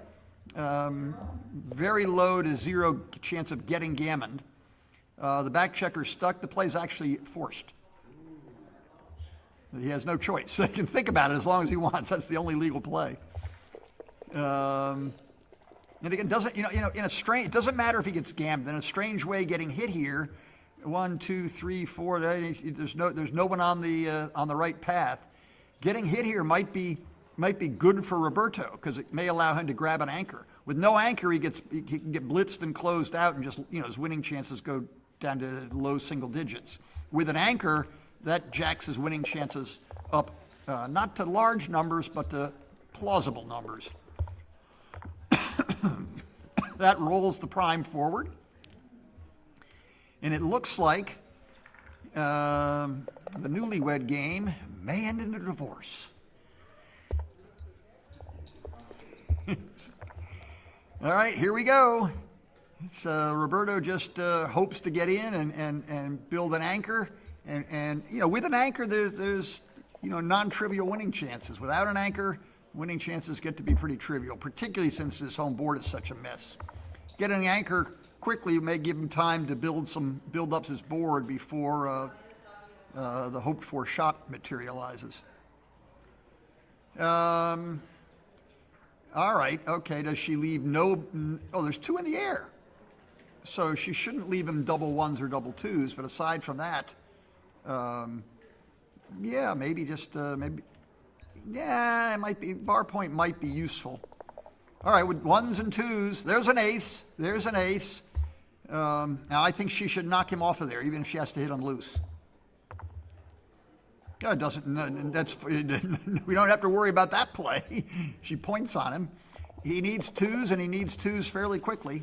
There's another ace, too bad. Her good play, pretty much forced last turn, prevented Roberto from making an anchor.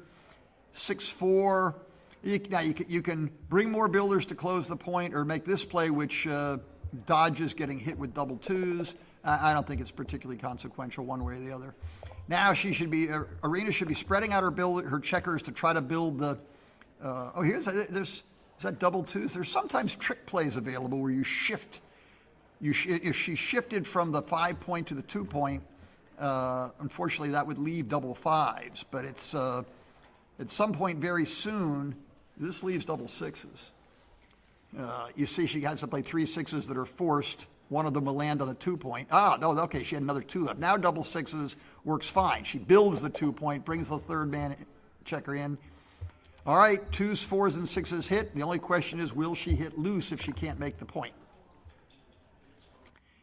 And I believe she should.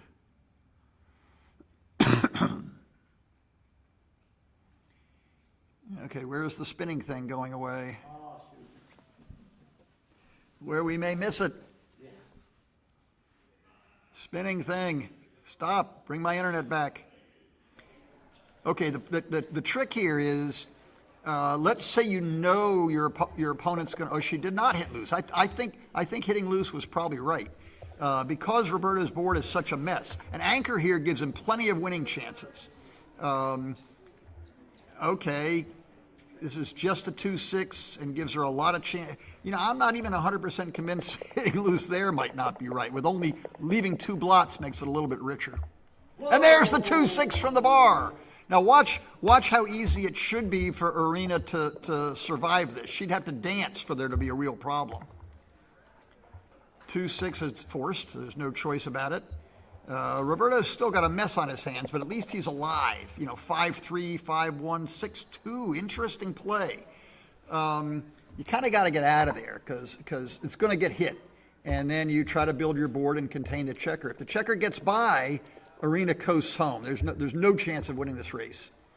And the checker does not quite get by. It's an ace or pretty much over. It would be nice if the ace came with an ace or a deuce. Ace 3, 4, 5 leaves a bit of a mess. But he'll take it. Sip of coffee, dueling coffees, waiting for the phone to ring to see which, oh! Still, hold on, there's still a slight chance that she rolls double aces and he gets a second crack at it. Double aces, everybody wants double aces, even Ariana wants double aces, but no! That should be it, 6 in, slot the point, and it's probably not resignable. You play until you can't legally win. It's easier to play these things out than it is to try to count and see, can I win or can't I win. Every so often you'll see experts that have got it counted out to the pip, and all of us, they'll take a roll, they take a roll, they take a roll, and all of a sudden they stand up and shake hands.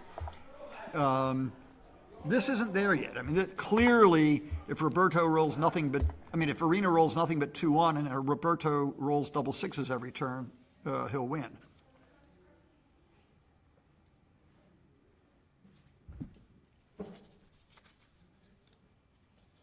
We are disconnected. We don't get to watch the fun. The internet is off. All I have is a little spinning dial to look at. And we wait.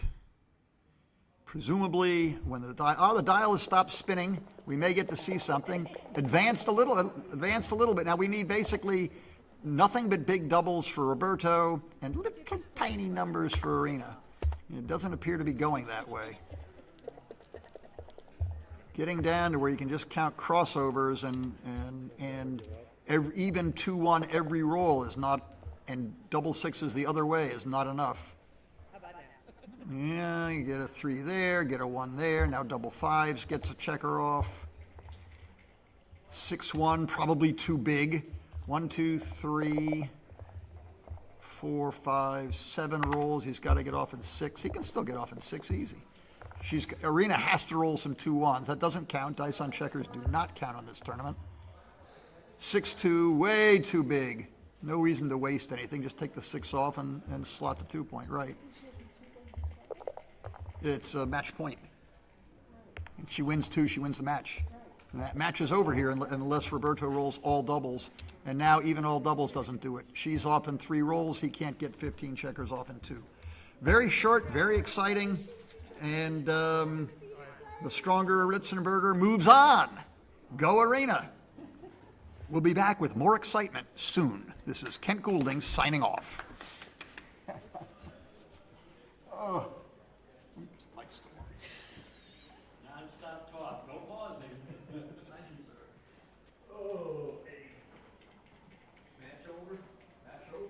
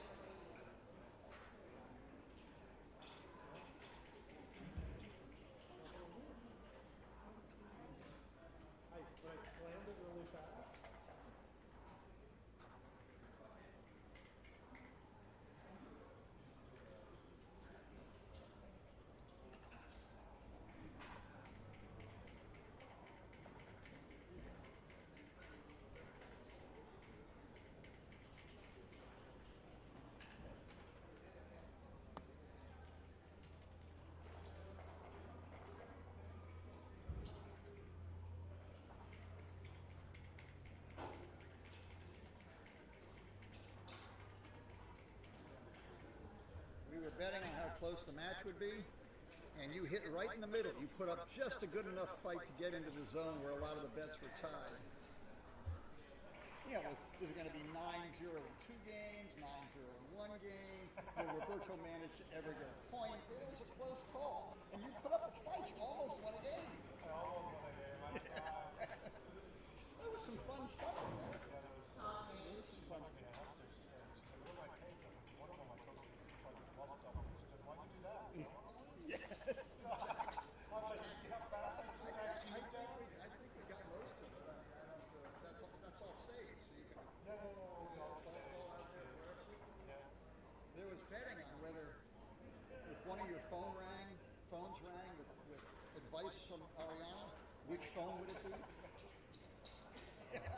think I know.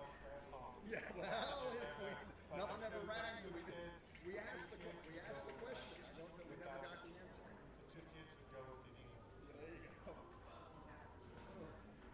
Well, that was fun.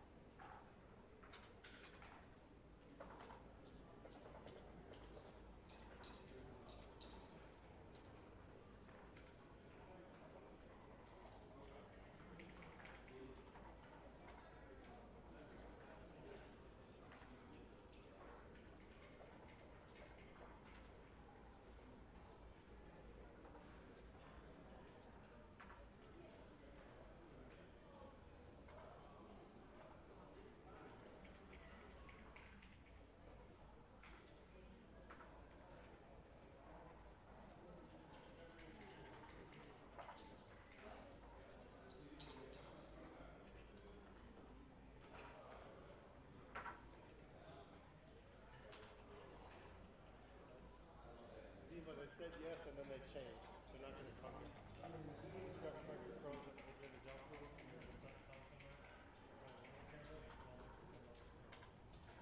They're about to start.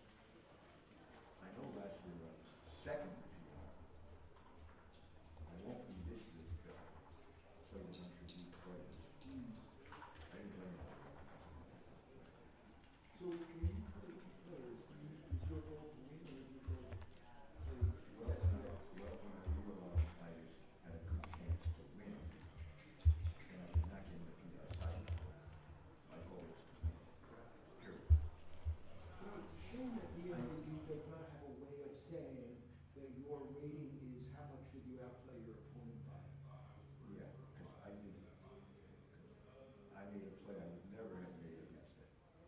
An older player. Yeah, but you're not gonna do that against extreme. Because I think it was, someone was annotating the match, someone with an Arizona phone number, I'm not sure who that is, who texted me, what is the one stream? Arizona phone number, I'm not sure who it was. Maybe it was Alex Ruffin, he didn't have a second phone, I'm not sure who it was. And I had the name number. So, but anyhow, you said you thought about sliding the bar. And you said, did you not think that you were going to get attacked on the ace point? I said, yes, that's correct. I was pretty sure you would get ace on the ace. And you did. And I duplicated the six, because most of the sixes played well. I duplicated the sixes, but I did, some of the sixes were probably going to crush the jokers. But if he doesn't get the six, he has to hit the deuce on the ace point. He had a 3-point When the play. downside of the play is not gonna be a downside. Right. And he says, well, you're letting him attack you on the ace point. That's just a couple numbers. Only a couple numbers pointed out the ace point, so I made my point. Maybe I shouldn't have made it, but I said, I'm trying to beat my opponent. They didn't care about me. Well, we're in a maybe tournament. And I did more than that. I was sliding forward a lot, etc. Yeah, I slotted the 5 points earlier against a 4-1 split, so, yeah, you do this. That's not that bad. No, exactly, yeah. So, anyway. I remember doing that in LA in the Masters about 10 years ago against the Oakland 5 And I don't know what it was. Isn't that right? Isn't that right? Close. Close. I guess it depends, maybe it depends on the score. But Close to 2-1. Well, 2-1, it's right. 5-1, I think it may be right. Yeah, very close. So I did it. Ended up with some motions back in the 10 checkers back, which I won redoubled. And my first and fourth was 6 was messed with me after that. Yeah. For starters, the look, the reaction, the look he gave me, sliding into a double shot. He's like, what the fuck is he going to do? Yeah, he found out. Yeah. They also find out in this. But anyhow, we're talking to this. Yes, correct. So, we've got our public comment period now. Okay. And generally, you've gotten. I've had time to this day, I'm going to let you do it. Oh, no, I mean, you're not even getting these emails. Right. I'm just responding to everything. Yeah. And there have been some, so a lot of the comments are positive. Just, I like it, whatever. I like this in particular, whatever it might be. And there have been some, there's been some feedback saying, okay, this could be clearer, here's why I think this would be this way. Okay. And so I think we're gonna make some clarifications. Good. So all good, better product, right? Yeah. So, one of the more, detailed sets of, feedback that I got was from Kit. Okay. Yes, you get it. Yes. And Kid was talking to me. and we had a lot of, back and forth, and, I mean, he's got an open mind as well, so it's like when you say this is, what's going on, or this is what's intended, or this is why I think we don't need to do that, he's like, yeah, okay, that makes sense. Right, so he's got credibility. But his proposal, he had, and he made, maybe you guys speak to We that? had dinner. You hear? Oh, so he had already spoken to you. Maybe not. Anyway, he said, I'd like to see, there is room for avoiding dispute on that rules if we can have a new rule. So he particularly raised the question, the scenario, as an example. You're playing with a Backgammon, and there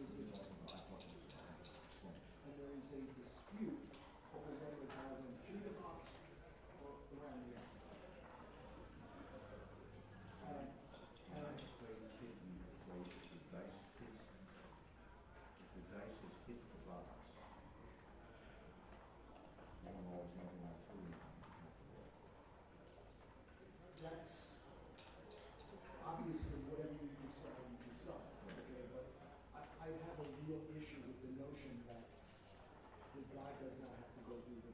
I agree with you. Because otherwise, what do you need the box? And I- Just drop it from up here. And I explained to him, somebody good with a game can do this.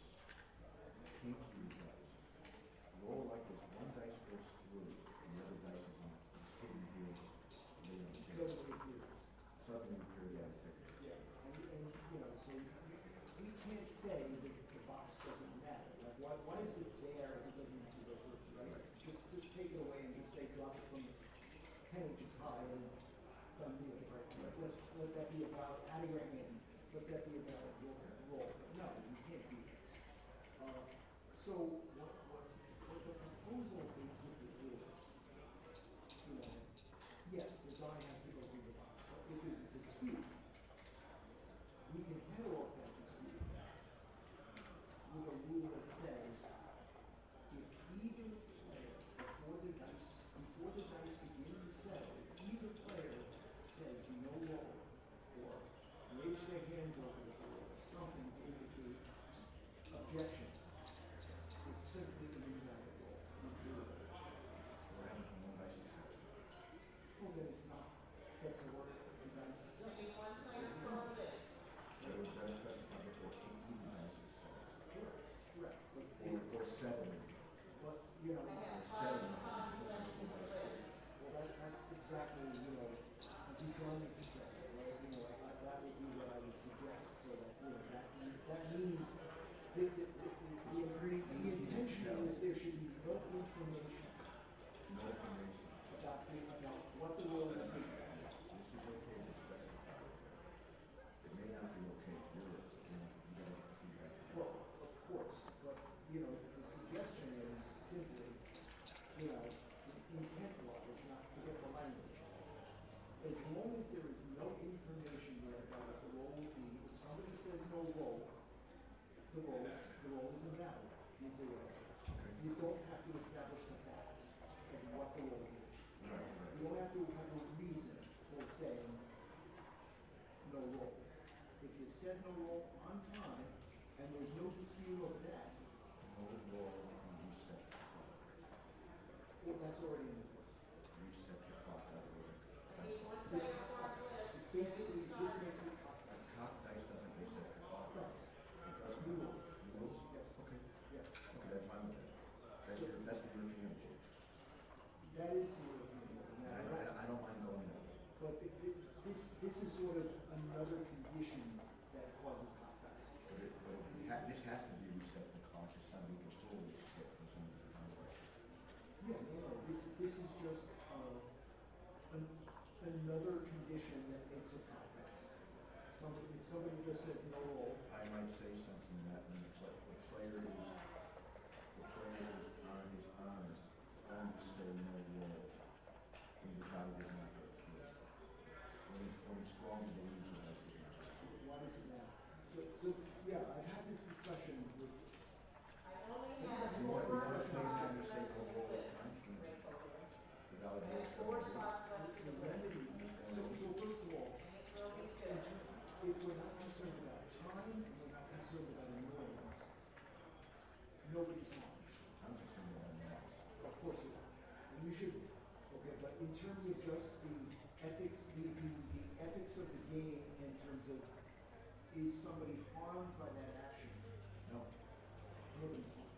So the remedy is you go to the director and you say it's gotta be unanimous. Okay. Yes, you. And so that's it. If somebody's gonna abuse a rule, they need to be called out. And if they don't stop, then. Okay, I'll start your clock right now. The director can make an exception and say, you no longer have this privilege. Now then there's gonna be the problem of saying, someone saying no roll when the guy says so. So now we're back to the dispute. Now we're back to You're having gonna to have call the fewer, director. you're gonna have fewer disputes. Fewer disputes, yes. So, you know, this is sort of like, I sort of had that initial reaction to this proposal of, why change anything, is it really a What's problem, Jeff why think, not what's this? Jeff think, what's Frank think? They both like it. Frank is not here because he's not ready. So I saw him this morning, he showed up for a few hours, Was he he was away? here for Milton's lecture, Okay, okay. and then he left like a few hours later. We met on the street, and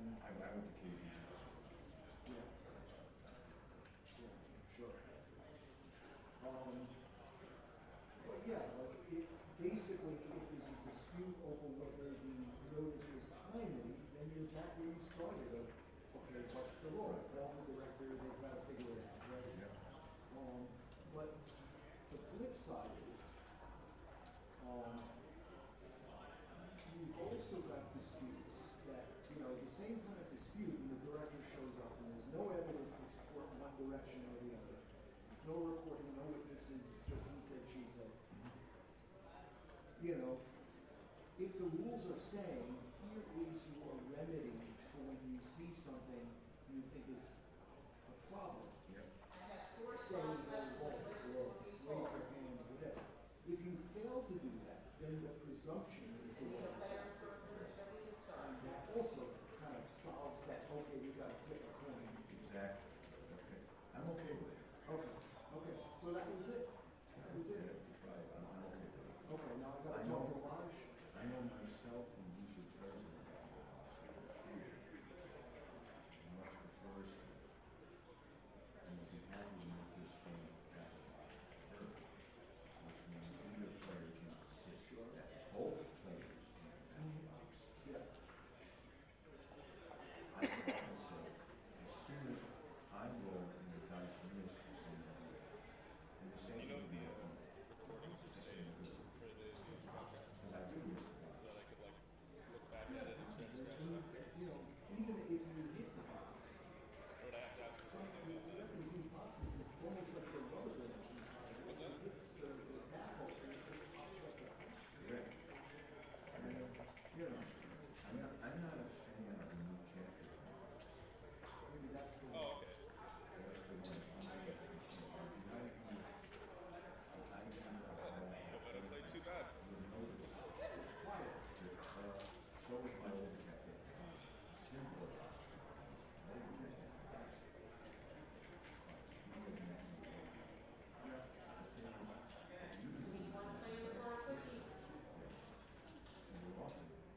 Hit it at an angle and go this way. They hit it and go that way. they're moving in three dimensions. They're not simply rolling along the axis. You see, if I were really good with machinery, stuff like that, I would take my baffle box and I would put little tiny rivets or something that had a small head in some of those crossing points. Rather than just on the side. Yeah, yeah. But again, one of the things to be specified is the dice are put to the baffle box using the hand. Number one, they should not be set in there. They should be picked up randomly. They should not be set. We already say dice must not be manipulated. Is your That's suggestion?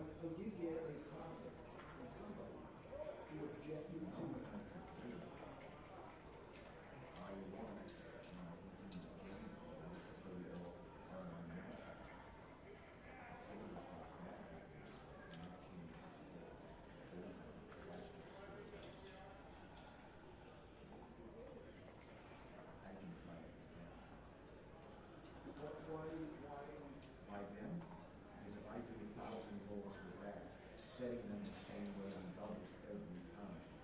And I don't roll more doubles. Well, Doing that, it's not just the doubles, but also the distribution of the, like, individual not numbers. getting the rolls on the side. Yes, like the outer faces. The outer faces, not getting the outer faces. Right, you have more of the rotation of access faces than the outer ones, because it's not tumbling. Well, I'll see what happens with 1,000 rolls and 500 rolls. Yeah. I'll start with 100 with those shit dice. And if it doesn't happen with them, I'll try another 100. And if it doesn't happen with them, it's sure the fuck isn't gonna happen with precision dice. Yeah. Because we need to make that baffle box. The cross numbers get easy. And then I can do a little bit of numbers. But they are a little bit of a canting, you know what I mean? Instead of straight across, Yeah. You can almost imagine a string filled with Like round, this. round beads.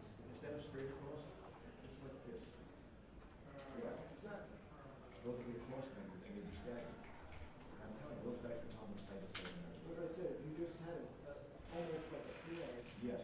and it was filled with round beads, Yeah. and it just was, you know, it was hitting every which way. Right? That was Yeah. they're probably good enough. But yeah, it's certainly interesting. I'll see. Because some of the objectives are saying you can use hand or cups, and you can't force it to hand. Right? And it's the way it should be, but the guy's saying, well, what if somebody can influence the outcome? At least if it's coming at a cost, and show you data, right? Show me that this is possible. I don't have any big dice, but if I grab a couple. I grab a couple of the big dice they use for strings. That's what that is. But I mean, without any. You ever work with big dice? I can show you.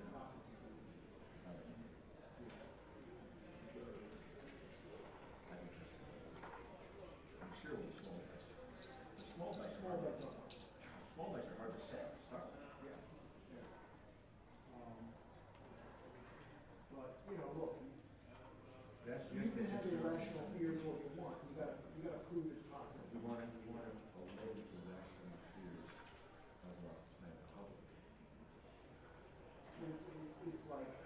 It's like the people who say that the online guys are weak, right?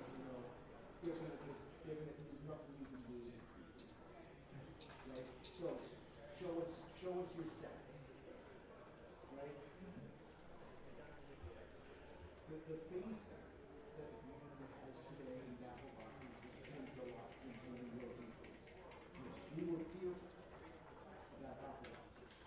We were past these I'm fearful about people going in cups.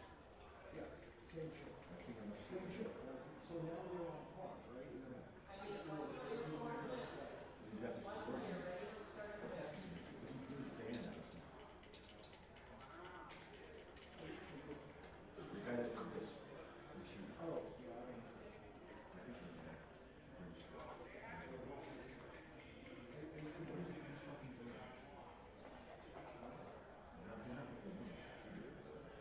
but this is why you can't have road like you can use. Right. So there are some cultures where, you're sort of, you get respect because, I'm okay if people use those over there. I am too. And make it optional for the direct. Right now it's optional, period. The director decides. That's where the worldwide rules are. Our rules say that if the director doesn't specify, it's legal use. So they have to say. That's what we put out. I would not suggest. This year, we attempt to make exceptions. I'm okay with those. I used to be for it, but I've seen enough, I've had enough times, or I've seen enough things where, why use it when somebody makes an illegal move?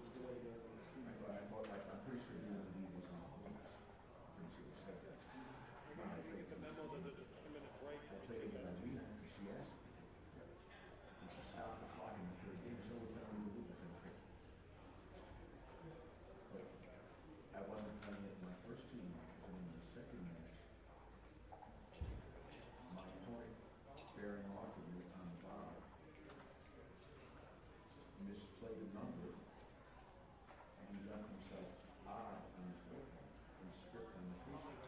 So he rolled 5-1, and he flopped, he rolled 5-1, and he should have been, he played 5-1, he rolled 5-2, he should have been 3 on the 3 point, 2 on the 4 point, big difference. He rolled 4-3 on the 4 point. Which of course I missed. But my last good roll on this event was against Ken in the MVP when you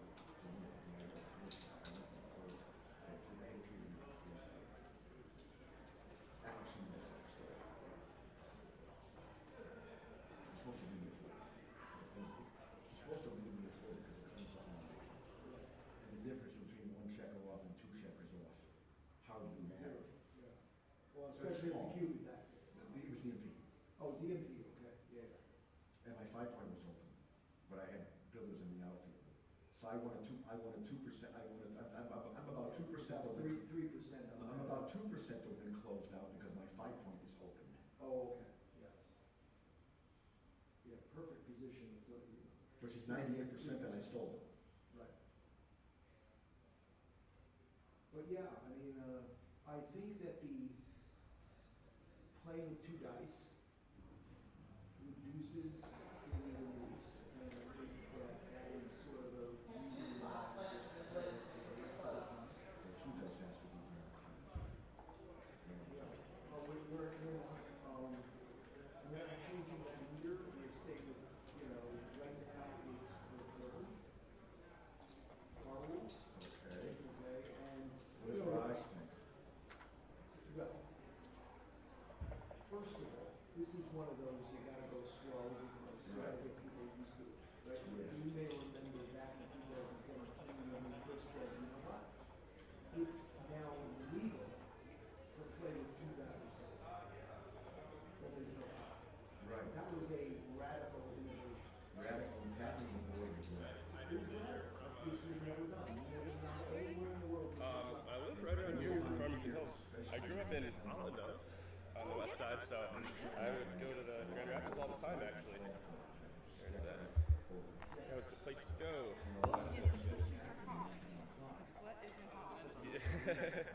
Not much. What's your name? Maggie, okay. So, Josh. we all know, having had all these years. Even though we're playing, Checker, dice on checker, reroll. Yep, all that. Anything else that I'm forgetting? Don't think so. the guy was also, Ready? the guy was also probably close, probably might have been 80 years old. But I would have done it no matter what. It will be used as a clock, right? Yes. You don't want to chase them. Oh, it's well, I will say there's supposed to be a 15-second delay in the intermediate. Can I can change it, or unless you want. Yeah. I kind of thought, Yeah. Well, that's what I'm going to do anyway. but, point is about. And I had somebody point it out to me. Yeah, that was. I think I forgot to stop it after the game, and I was getting to the bathroom. It's the clock. I'm like, oh shit. But, the two dice thing is one where. Yep. That's what I remember. It's the adjustment. For Right, yeah, same thing for me, probably. But the rest of the world, they're not prophets.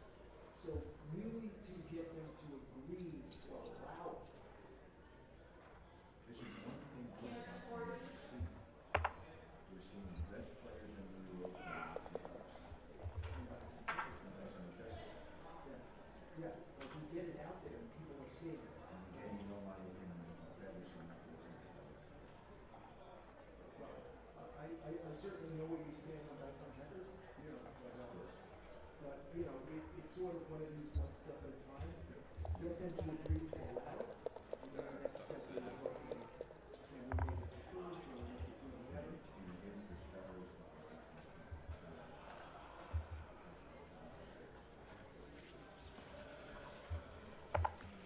We're back in action at the Michigan Championships. This time we get Josh versus Maggie in the finals of the intermediate undefeated bracket. Both players are undefeated. The winner of this match will wait for a while for the once defeated bracket to finish, and then they'll have to be beaten twice by whoever wins the once defeated bracket. Josh on the bottom is a senior master chess player. He's a very, very strong chess player, and I don't know either of the players, but I'm very interested to see how he plays. I came into backgammon almost 50 years ago. Oh, there's the spinning thing again. That probably means I've been cut off. They hear my voice and lose the internet connection.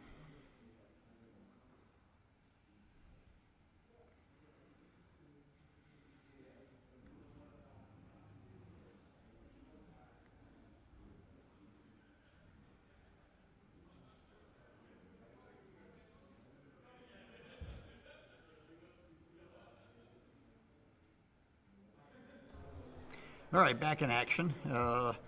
What I was about to say, having come into backgammon years ago with a bunch of chess experts and chess masters, all of whom got very, very good at backgammon, but there seemed to be a cutoff point. The stronger the chess player, the better the transfer of skills in terms of visualizing the board and calculating what was supposed to happen and moving the pieces, but the worst, the temperament for dealing with the luck. And most chess players at Josh's level, at least several decades ago, would burn out of backgammon because they could not stand the luck. They just didn't like reaching a position where in chess it would be mate in 3 and the other guy would resign, only to have it all go up in smoke and lose in backgammon. So they either went crazy, jumped off bridges, or went back to playing chess and forgot all about backgammon. We'll see how Josh handles the pressure. Meanwhile, 9-point match, off to a quick start. Both sides have advanced anchors, so there's no really serious immediate threat.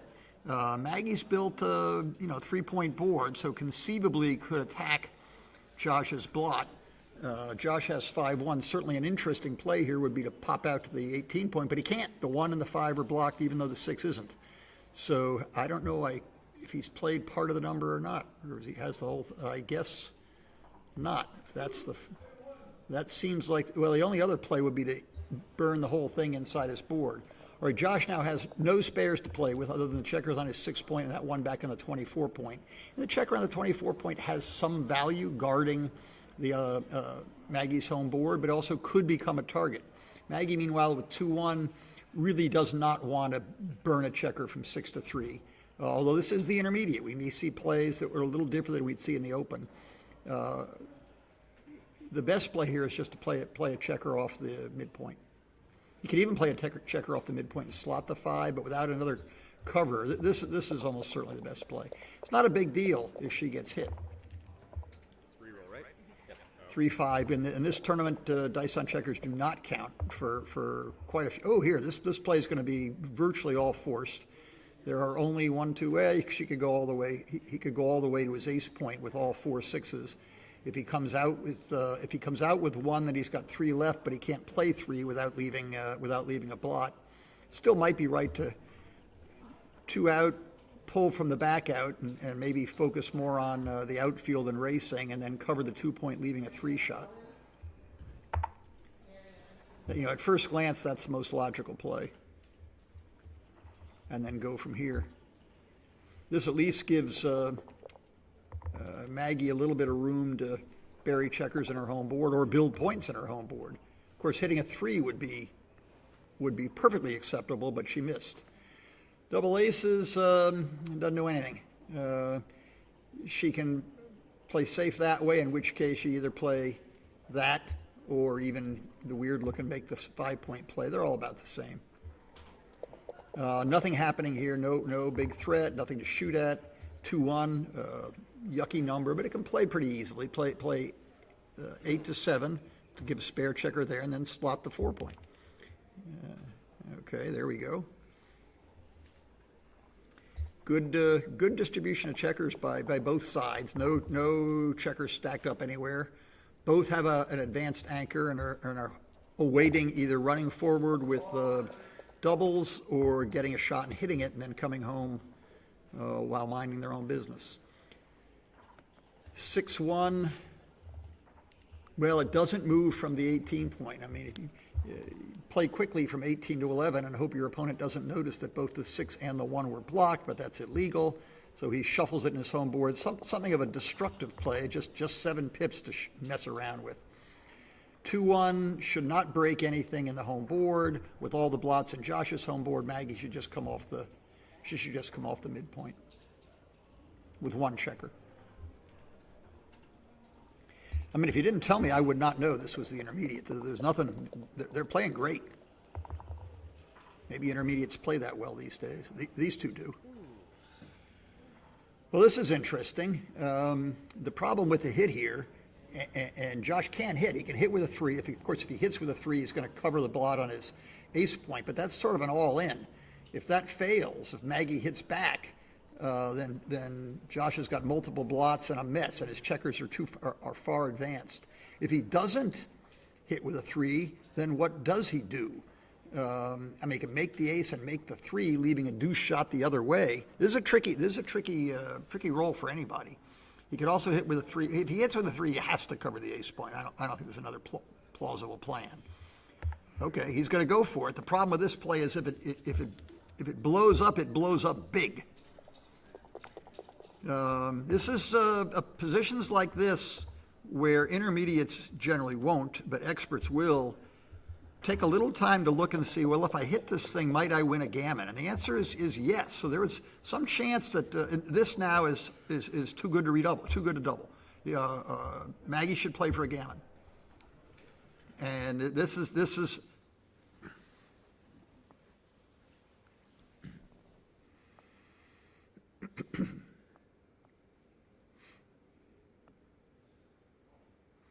and disconnected again.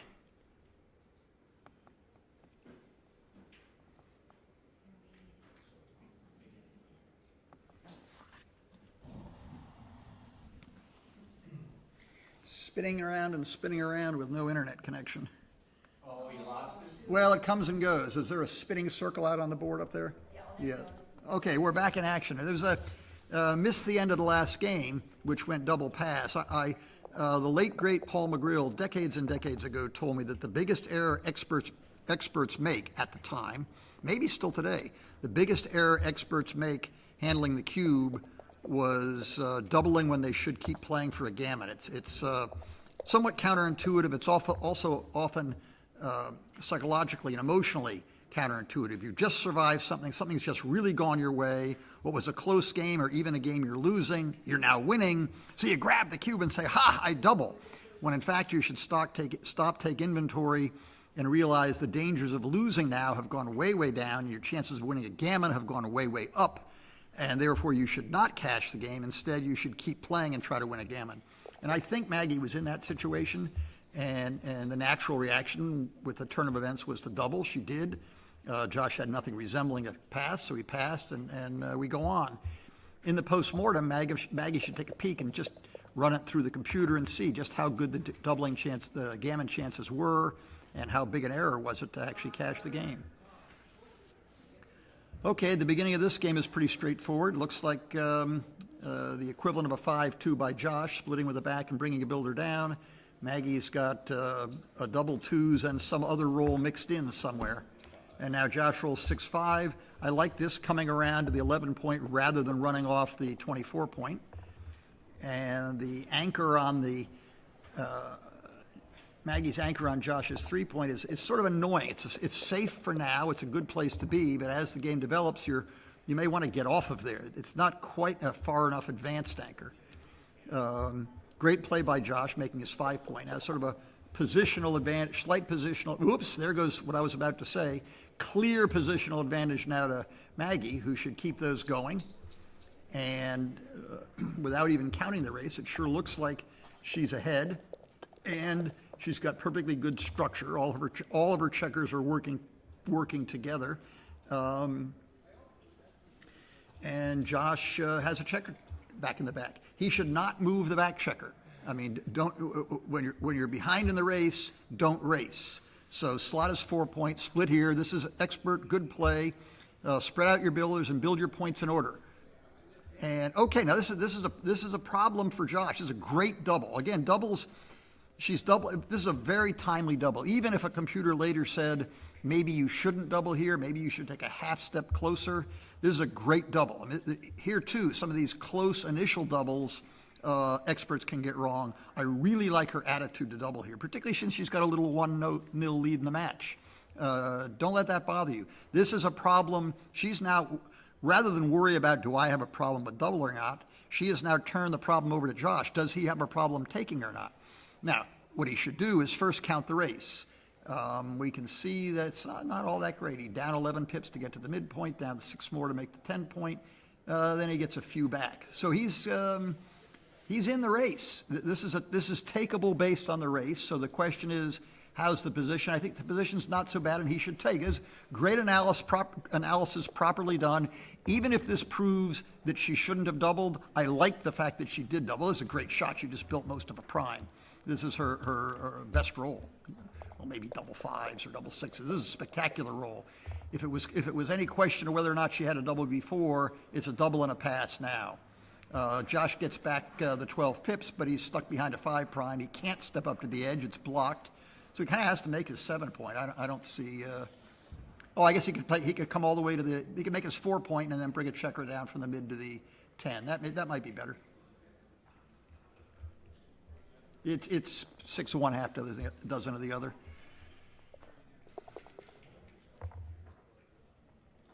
I was about to say, Josh's blockade made it difficult for Maggie to roll the prime forward by slotting the front, then covering, slotting the front, then covering.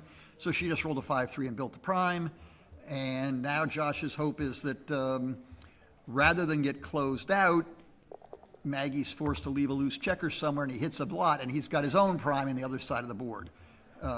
Non-zero chances of that. As long as Josh has this 5.5 point prime or 6 point prime, Maggie has to be very, very careful in rolling her prime forward. Oops, this is too much of a good thing. Now the danger is, as soon as Josh makes his ace point, which maybe he shouldn't do, as soon as he does this, now Maggie can slot the front of her prime and leave a blot there because it doesn't hurt to get hit. In fact, it may even help her to get hit. Here too, this would have been an awkward play if Josh could, she should keep the checkers spread out. This looks sort of prettier, but having 1 on the 5 and 1 on the 7 is better than 2 on the 6 because her idea here is to put a checker on the 2 point as soon as she can. She doesn't care if she's hit. In fact, in a way, she wants to get hit. Josh, meanwhile, is trying to figure out how to, if this was double match point and it didn't matter if he got gammoned, he would build his board and maybe even leave a blot and hope to get a second checker back and make an anchor. She should slot the 2 point here, play one of the checker off the stacks on her 6 point and slot her 2 point. Slotting meaning put a loose checker on her 2 point. It doesn't hurt her to get hit. In fact, if it gets hit, that checker could come back and haunt her opponent. This is a mistake. This makes it actually harder to roll her prime forward, and she conceivably could leave a shot. This is the first good hint that maybe we're playing in the intermediate.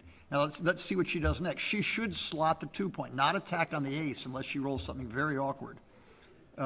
She should slot the 2 point with the 4, 6 to 4, putting a loose checker on, and then play that checker in with a 5. She did it backwards.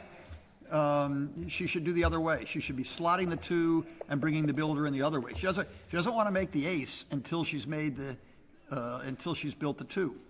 Interesting play by Josh. Hitting does him no good. In fact, hitting might get him gammon. So he should come in with a 2 and then shuffle the ace in his home board. Probably play 5 to 4. Now she's got a little bit of a problem. If she rolls 6-5 next turn, she's going to have to leave some sort of shot. I mean, she may point on him, but there's going to be a shot if she rolls 6-5. And she rolled 6-5. This is horrible. And we lost our connection. Always at a critical moment.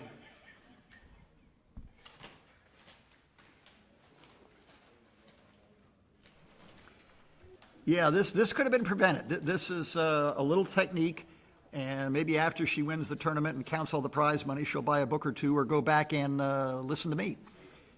This is a chess player on her side would have just said, game's over, the rest is just technique. That was an old thing that a chess game would end with, the rest is just technique, and they wouldn't. Look at this, look at this.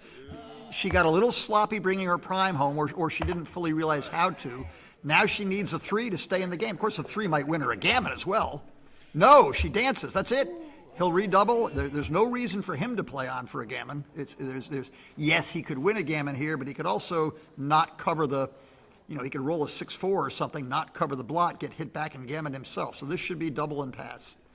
And it's very sad. This was she didn't know or got a little confused about the technique of rolling her prime in, and a game which should have been a routine win and possibly even a gammon escaped her. Big turnaround. Very lucky. The mistakes she made were almost more theoretical than practical, except the practicality reared its ugly head, and that was the end of that. Oh, I mean, I think you played it right. Yeah. I mean, if it was anything else but 1-2. Yeah, we can hear them a little bit in the background, or I can't. I don't know if that comes through on the stream. All right, turnaround. Don't forget to score it.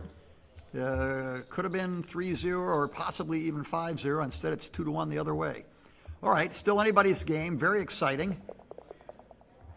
These are two newbies. They're not playing like newbies. First year with us. I'm told both these players. This is their first year in the Michigan Backgammon Association, and they're showing a great deal of talent. He's a chess star. Yeah, I've mentioned that. About his Yeah. chess Yeah. prowess. Yeah. Yes. He was the state of Michigan champion when he was Yeah. Yeah. Okay. And we've lost our connection again. It comes and it goes.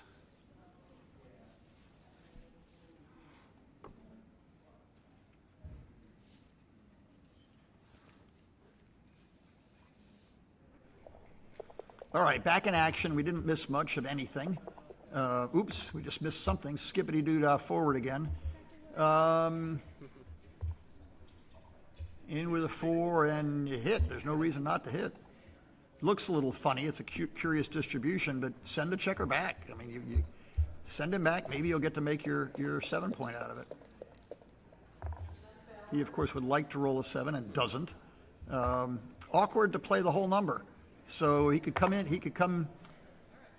Yeah, I don't know. He could come in. He came in the whole way. I guess that's reasonable. I might have looked at some other plays, but this is perfectly reasonable play. There's no point in getting involved in expert plays when we're playing in the intermediate. Double 6s, look at it backwards. Looks like that, and then the question is where to play the 4th. I kind of like the idea that she's played 3 that are pretty much forced and leave that guy back, or I don't know that I'd throw him to the wolves. I might leave him back and bring a builder down to attack on her side of the board. That's a small point. Not quite. Well, this gets out, but it doesn't get all the way out. If she covers with the 2, or if he covers with the 2, the blot on his 11-point, then he'd almost rather not play a 6. I don't think he should cover and play a checker from the 8-point to the 2-point. That's really positionally ugly. And chess players tend to notice that sort of thing, whether they realize it or not. He could leave his own blots and hop out with a 6 and then cover the blot on the 11-point. He could run all the way out to the midpoint, or he could do this, just leave the blot back behind, not cover it, and start building his board quickly. I think this is a good play. This is a senior master chess player as opposed to a lowly expert like myself. And here she's just rolled a spectacular number. Build the points in order. I mean, it may feel right not to have, to have those checkers on the 6-point in play and have a hole on your 5-point, but in the vast majority of situations, it's right to build your points in order. Now, with that being said, what the heck? I don't think he can afford to hit here, so he's not building his points in order, but he's trying to get closer to escaping with the back checker. That's reasonable. Filling in the 5-point should not be tricky. Double 5s, absolute best number. As soon as she sorts it all out, she's going to point on his head. There's no, there's no real second-best play here. It's not right to worry about getting hit and play positionally like something like that. She should.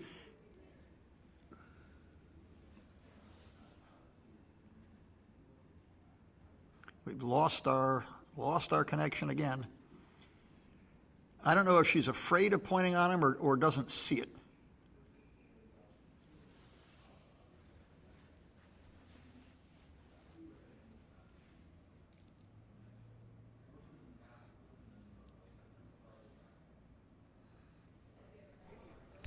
Okay, I think I got disconnected from the internet for a minute or two, but she should have pointed on him. I don't know if she didn't see it or just didn't understand. She did not. Instead, he hit her, and she stayed out. So all of a sudden, the game's turned around completely. Why doesn't he have a 4 left to cover his 5 point? Where was or maybe. I'm not quite sure what's happened to get here. We missed a little bit. Now she really needs a 5 or a 3-6. Any 5 or a 3-6, 2-6 is no good. Yeah, I think he needs, what he's thinking about now, assuming he's thinking, is does he have a double? And he's got all the makings. He's got all the makings of a winning position, but it hasn't quite put the finishing touches on. I think he needs a step closer.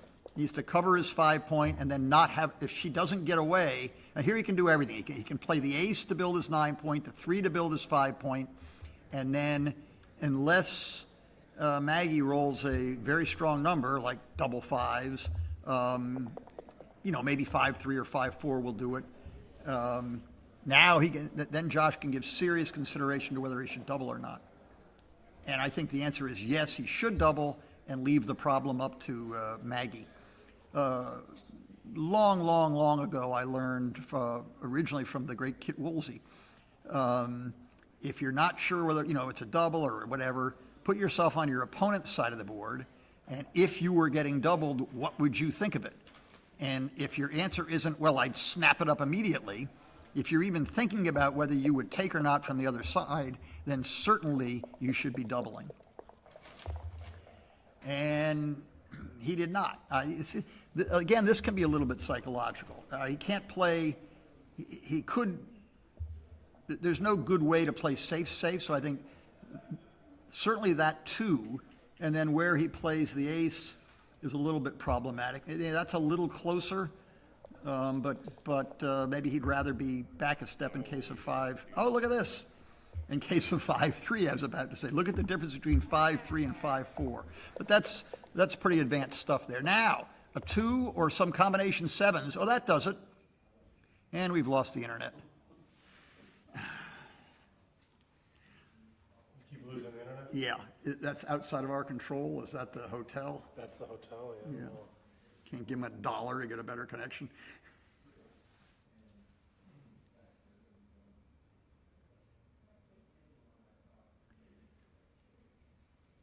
Now, I'm assuming anything I say now it's just lost. I don't know how no, probably not. What you're saying is probably fine because it's probably recording on here. Okay, so what we're saying now is what probably... What you're saying now probably saves, if it doesn't go stream immediately, it will be on the recording and it will be what will be uploaded later. Oh, I see. Okay, so I could keep talking or I could just wait for the spinning to stop because I don't know you don't know what kind of mess it's going to be, yeah.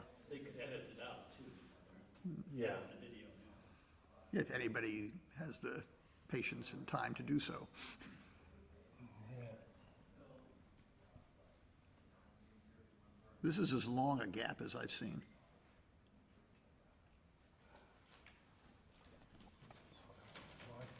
Let me see how else is connected here. Somebody's downloading a movie in their hotel room. That's the end of that. This is the one, and this says excellent connection.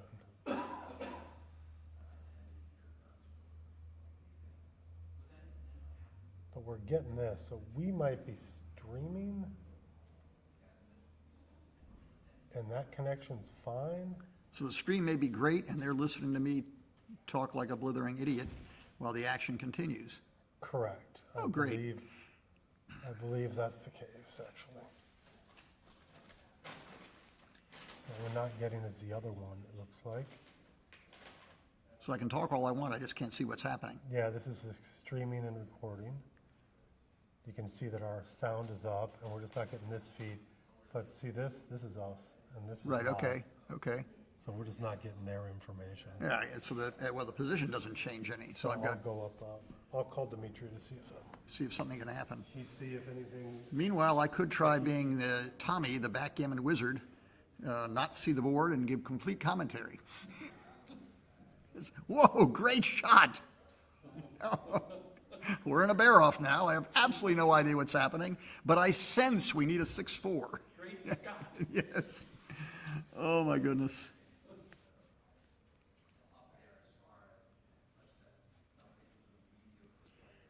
Well, the position I could last see, the position which is on the screen I can see, which isn't moving.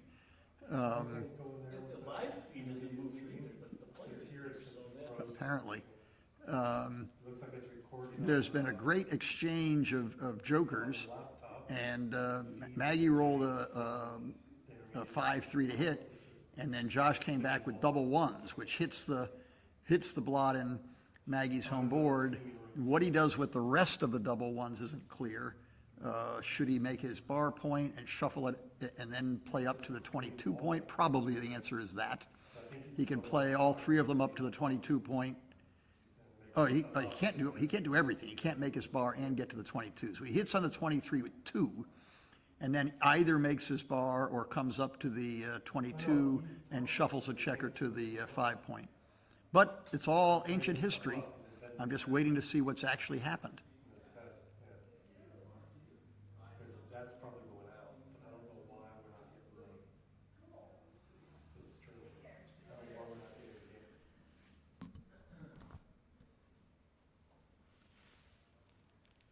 Okay. He's been alerted. Okay, and we see what happens. Yeah. Yeah, this is the whatever went wrong has gone way wrong this time.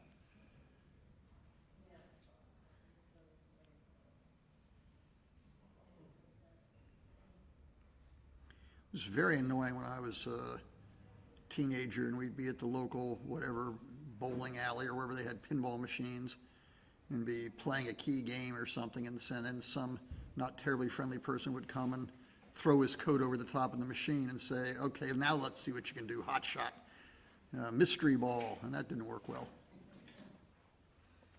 Doesn't work well for commenting on a backgammon game either.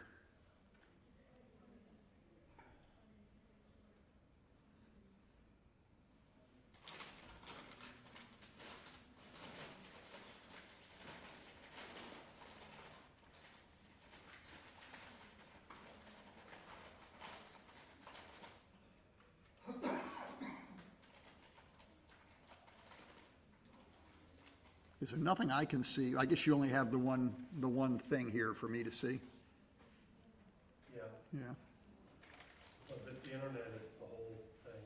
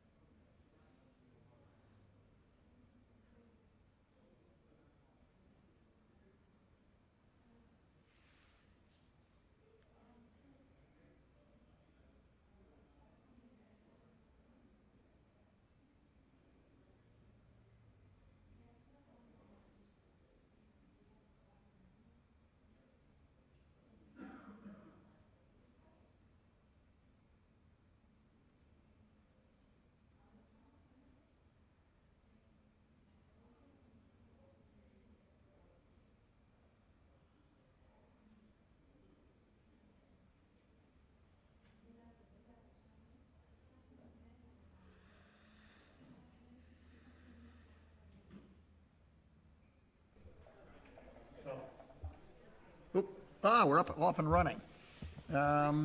This is obviously the same game, and don't remember when the cube was turned.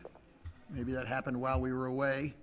And it's bad news for Maggie. She's not dead yet. To stay alive, to stay seriously alive in the game, she needs to not have her home board.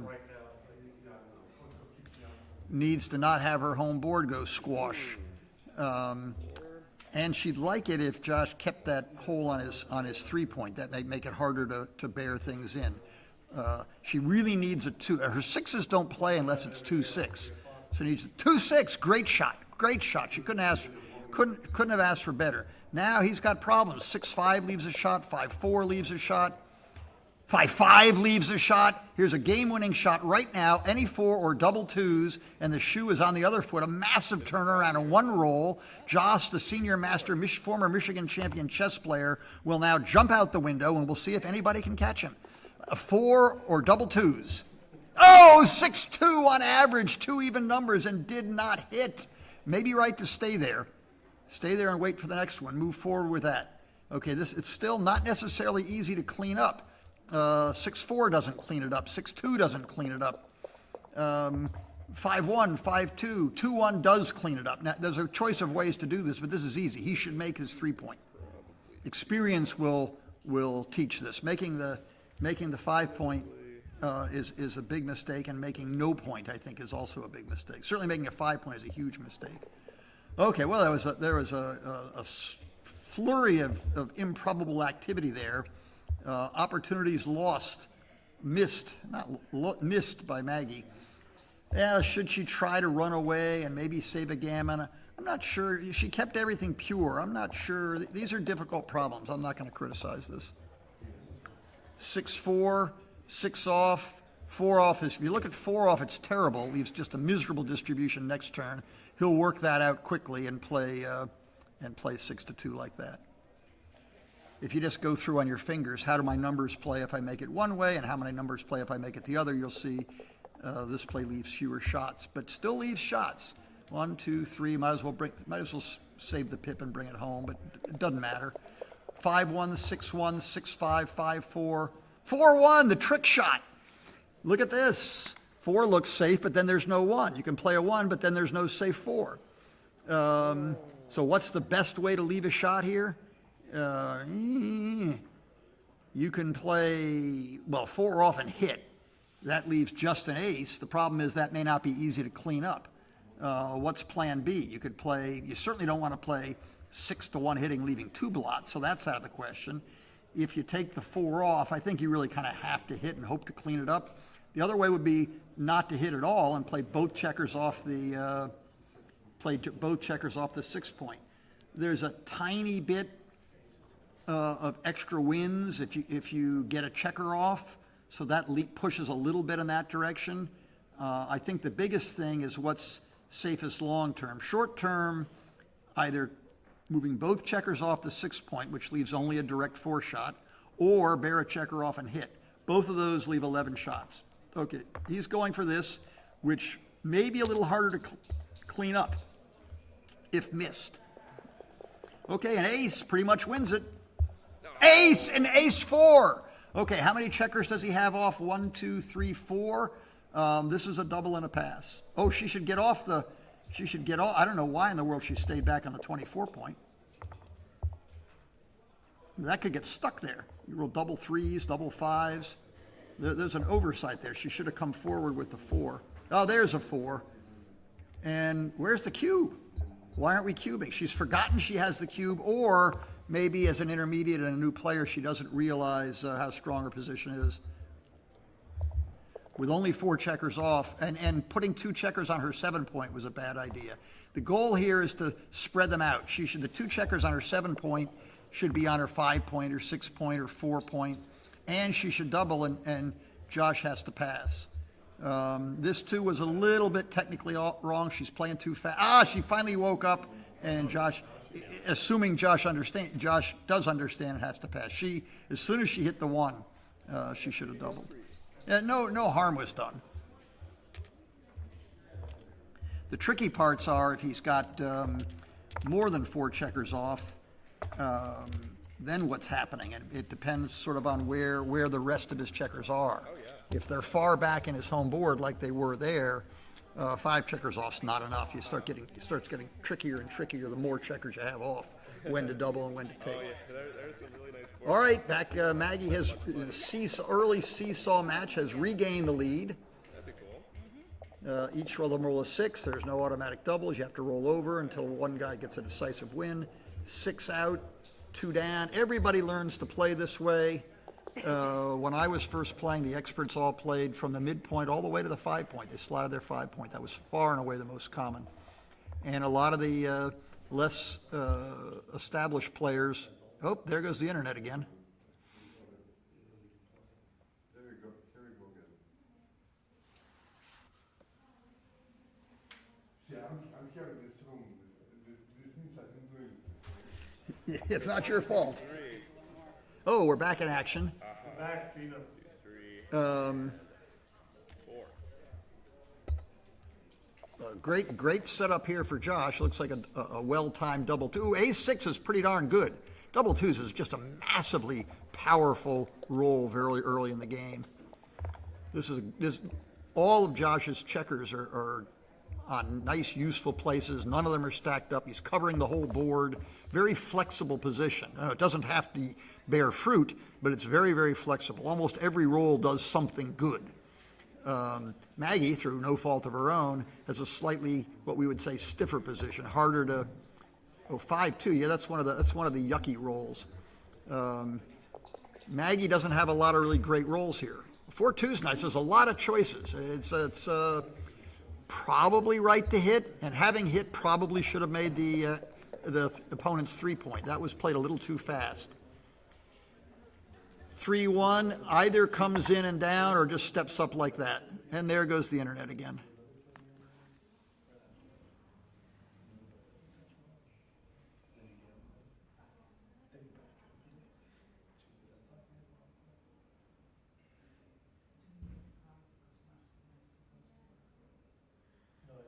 This is all outside of our control. We just sit and curse. Oh, we're back on.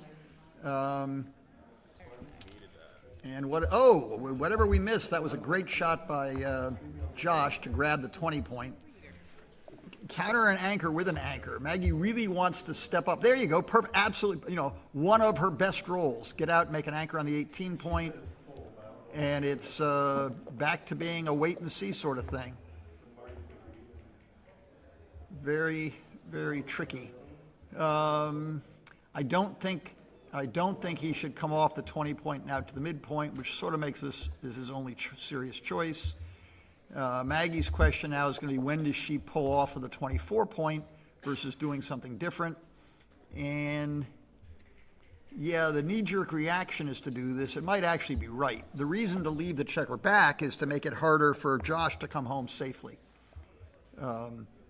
Josh now can, sort of funny, if Maggie still had a sweeper back in his home board, a checker waiting to sweep up any blots, that might force Josh to make his 5 point, which is a great point and a strong play. But here, did he just play 5-3 instead of 6-3? Well, nice play. I think he rolled, maybe I saw the dice wrong. I thought he rolled 6-3 and played 5-3, but no biggie. It's not a big difference. Moving along, 5-1 there's an awkward roll. Again, the question is now, if he doesn't want to leave a blot, he's got to destroy his home board, which I do not think he should do. So the question is how to do minimal damage, and there goes the internet connection. If I'm still broadcasting and if the position is still out there, it's conceivable it's right to actually just slot the 5 point from the 11 and leave the 4 shot. Maggie's position is way too front heavy and really isn't threatening to contain Josh's checker. Oh, back again. He did. He slotted his 5 point with the 5-1, and now he'll just do it again. Technically he played the ace first, looked around, there was no good 5, so he played the 5 in. 4-3. Yeah, you got to play safe now. Josh's home board is so powerful that Maggie just has to play safe. There's a tendency, even for good players, when they get to a critical match, the adrenaline is rushing, and you're just playing too fast. You play faster and faster the more excited you get. That's a real bad idea. It's almost better to have a slight tranquilizer in or something that slows you down so you're not so twitchy. And that'll give you a better chance to think through what you're doing as opposed to just playing on the first good play you see or think you see. Well, this is the typical dilemma, and a lot hinges on just how the race stands. And the race looks close. It may well be that it's very, very close. Maggie may be slightly ahead. So I think with the double twos, she's looking at the easiest way to disengage, and that might be the easiest way to disengage. It doesn't matter that much if Josh leaves a shot, but I think it's right not to. So because he might get hit with an ace-3 or a deuce-3 or an ace-5 or a deuce-5, so he's right to do this. And there's well, she can play safe. You just clear the 7 point. That feels a little hokey. Plan B would be to come off of the midpoint, leaving an ace or an 8 and cover there. The safe maybe. The problem is that getting home from here is much, much harder. So maybe it's a difficult play, which I'm not certain I know the answer to. So she's right to be puzzling over it. Plan B here is to play a checker from the midpoint to the 7 point with the 6, leaving 3 on the 7, 3 on the 6, and then take that spare checker on the 4 point and cover the ace point with it. That's what she's thinking about. If she just clears the 7 point, she's leaving no shots this turn, but what the heck does she do next turn?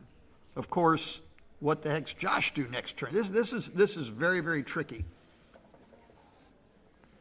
This is the bold play, which looks pretty. Well, she's going to play. She kind of did a little. If she's going to play that 6, she should have covered the ace point. If you're not going to cover the ace point, you shouldn't play that 6. And now there's some duplication stuff with this. I think you want the checker on the 7 point rather than on the 6. You might make the 7 point. Ace anything. Oh, okay. That should be it. I think the threats here are too big of both building the 5 points in a row by covering the bar point or by covering the ace point. There may not be quite strong enough to play on for a gammon, so I think this is a very powerful double and a pretty easy pass, I believe.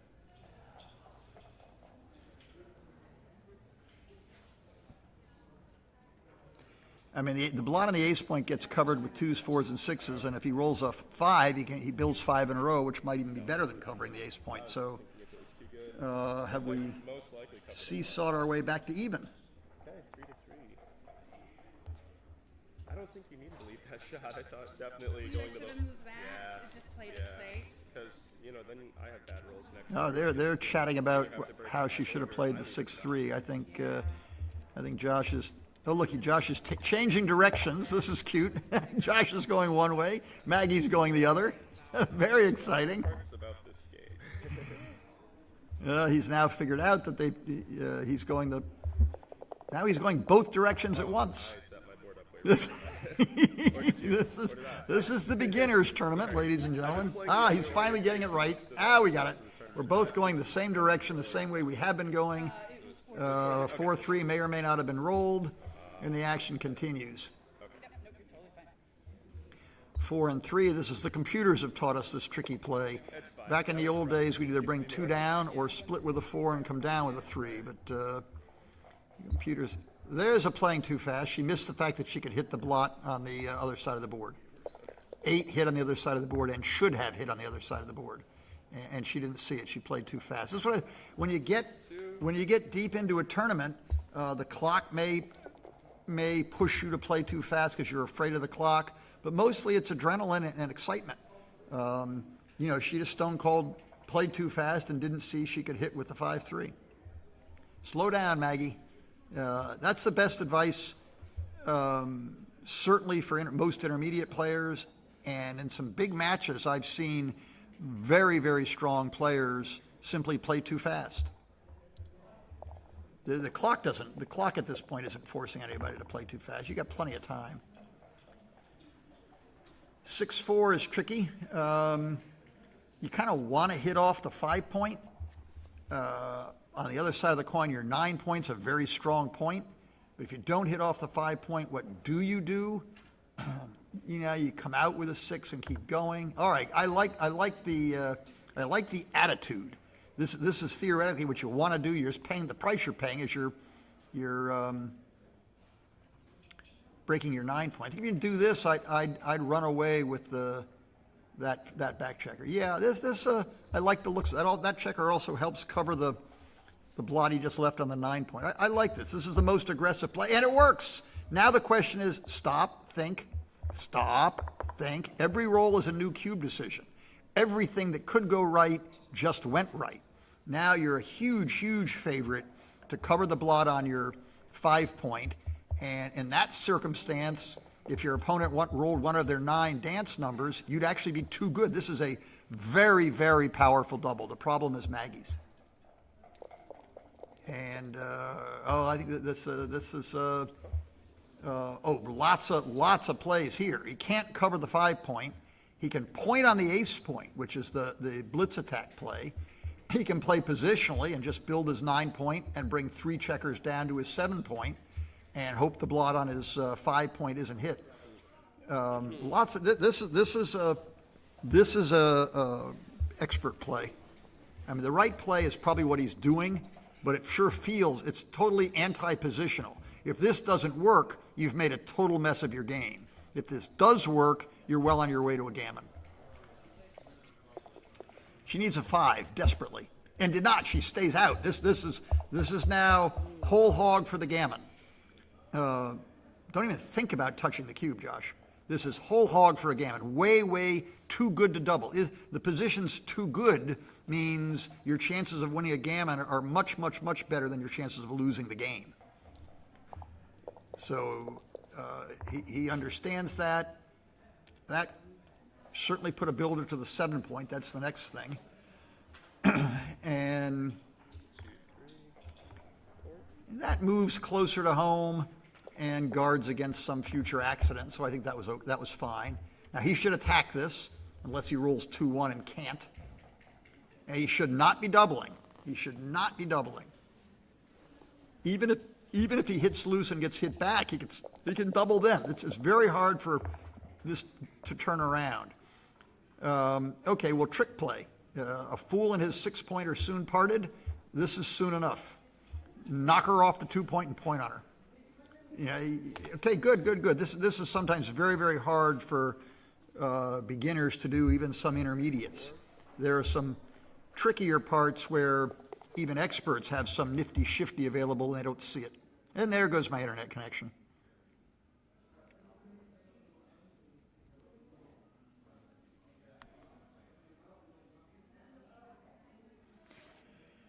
Well, this is, if Josh can complete the closeout, or even just make his 3 point and get his checkers home, this is a routine gammon. The way he loses a gammon, doesn't win a gammon, is if he gets hit. Or she rolls double 6s quickly. All right, here we're a few rolls in. He has made his 3 point. The 6 point is open. A whole bunch more pips. Now he does not need his 6 point to win this gammon. So he just tries to bear in smoothly and safely. He could, the interesting advanced question, which is irrelevant here with this roll, is if he could make his 6 point, should he? Or should he actually let her come in so that she can't hit a shot later on? I think he probably would have built his 6 point if he could have, and now just get home. Double 6s and double 5s leave a shot here, by the way. 5-2 does not. 5 in, 2 in, and now start bearing off. Very likely to win a gammon. Double 6s straight away would give Maggie a chance.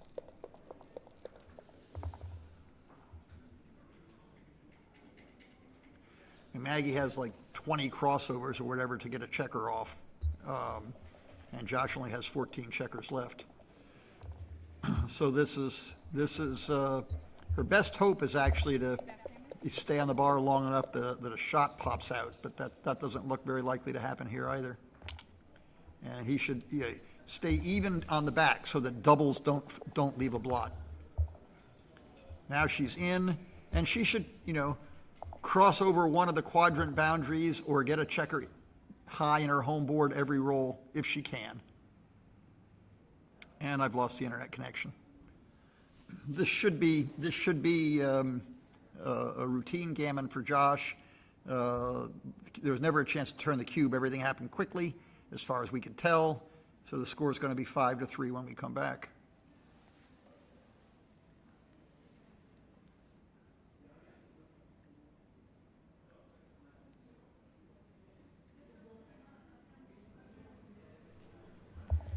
All right, we're back. Can she technically still save it? Keep 2 crossovers. There's one crossover. That's not a crossover. She should have played 13-12, but it's a moot point.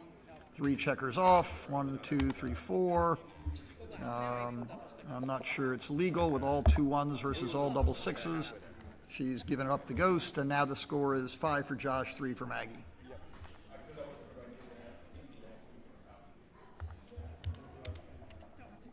To see how you set up the board. I'll just copy you. Okay, there we go. Okay, they're setting up the board in the same direction. They should remember the way they've been playing, because you don't switch directions in mid-match. At least you're not supposed to. Galaxy just sets it up for me every time. So. And it makes sure you play the right die. All right, here we go. Yep. They're both an even number away from finishing, 6 away and 4 away. So turn the cube and win a backgammon and the match is over. By Maggie, turn a cube and win a gammon. For Josh, and the match is over.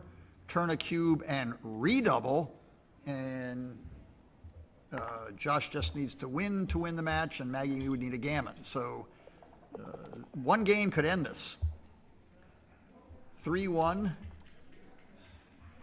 Enter and hit, that seems easy enough. There's really no other choice.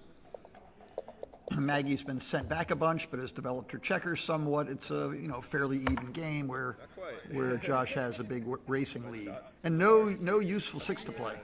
He's better off not playing it at all. So probably come out with the front checker. This leaves a few too many. It feels like it keeps the back 2 checkers connected, but maybe leaves a few too many double hits. And now the question is, do you take the double hit or do you take the point? I like the idea. I mean, right or wrong, I like the idea of eschewing the hits and just taking it, make your position better, and it worked.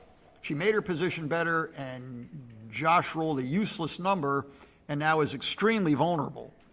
So vulnerable, in fact, that it's not inconceivable Maggie should consider I like this play, by the way. Keep it going. I see. He's looking to duplicate. He's got the right ideas. This way he duplicates 4s. The other play he was looking at duplicates 3s. Hit them both. She doesn't see it. Oh, come on, Maggie. Wake up. Maggie, she could hit with a 4 and then keep it going and hit again. It was a double hit. It was one of her absolute best rolls, and she didn't see it. That's playing too fast for sure, or it's also focusing on one thing and not looking at the whole board. I mean, really the best thing to do at any level of play is to stop and make sure you see the whole board and see what all of your choices are. My good buddy, the late Paul McGrill, told me when I was first winning tournaments, he said that the errors that top expert make more often than not, if they make a big blunder, is they didn't look at the right play and choose a different one, is that they looked at 2 different plays and didn't see the right play. And that just happened to Maggie. She rolled her best number, and rather than attack, which she presumably didn't see or wasn't thinking about, rather than attack, she ran to safety on the other side of the board. My buddy Mike Senkowitz has said for decades and decades that backgammon is a game of aggression, and you should think about it that way. And Senkowitz was one of the best players that played the game through all of the 1970s, 80s, 90s, and if he was out playing, he'd still be right up there today. All right, whether the clock got stopped somewhere or the wrong side's been running or we don't know what's happening. I haven't been watching the clock. I think that's what they're talking about. I'm gonna mute it. Oh no, there's commentary. Yeah, okay, so we're getting to the moment where, no, that's me rolling. Okay, so And then, they're going through, they should have the director there. This is for the 6-2. director to sort out, and then when you moved not it the towards middle, players. change to a 4. Okay, Okay. that makes sense, because I was thinking about 6-2. 4-2 would have been great, though. Okay, is this, if this is Maggie's play, she should hit with the 2. And no, you want to stop, you got a better board and you want to stop. Josh's game plan is simple, get that last checker out of there. And Maggie's plan for the immediate future is stop him from doing that. And now he can get out of there, and he should.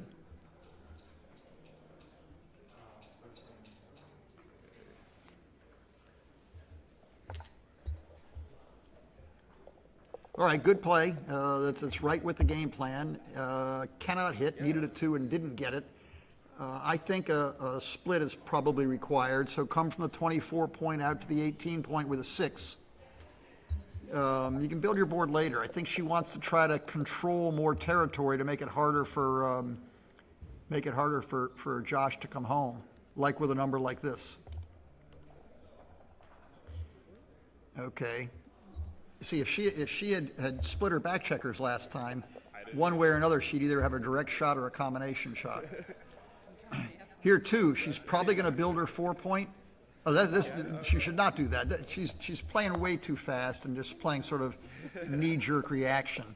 Either build the 4 point or split the back checkers, but don't just play safe with 13-5. That was a misconception. Maggie, listen to this when you're done. Go back and redo it and listen to this, and you'll be a much better player next time. You don't look enough about, stop and look at all the plays.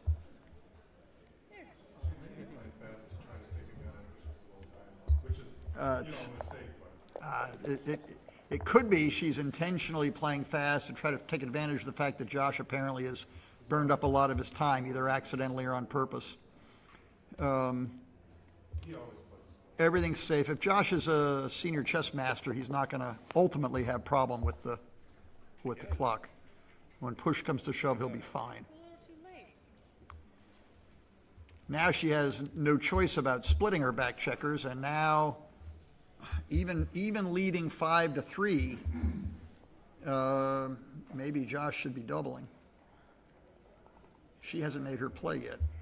Oh, yes, she has. His clock's running. Okay, so he's thinking about doubling. Good, double. Now, her question is, this is a money drop. There's just not enough. There's not enough chances to win here.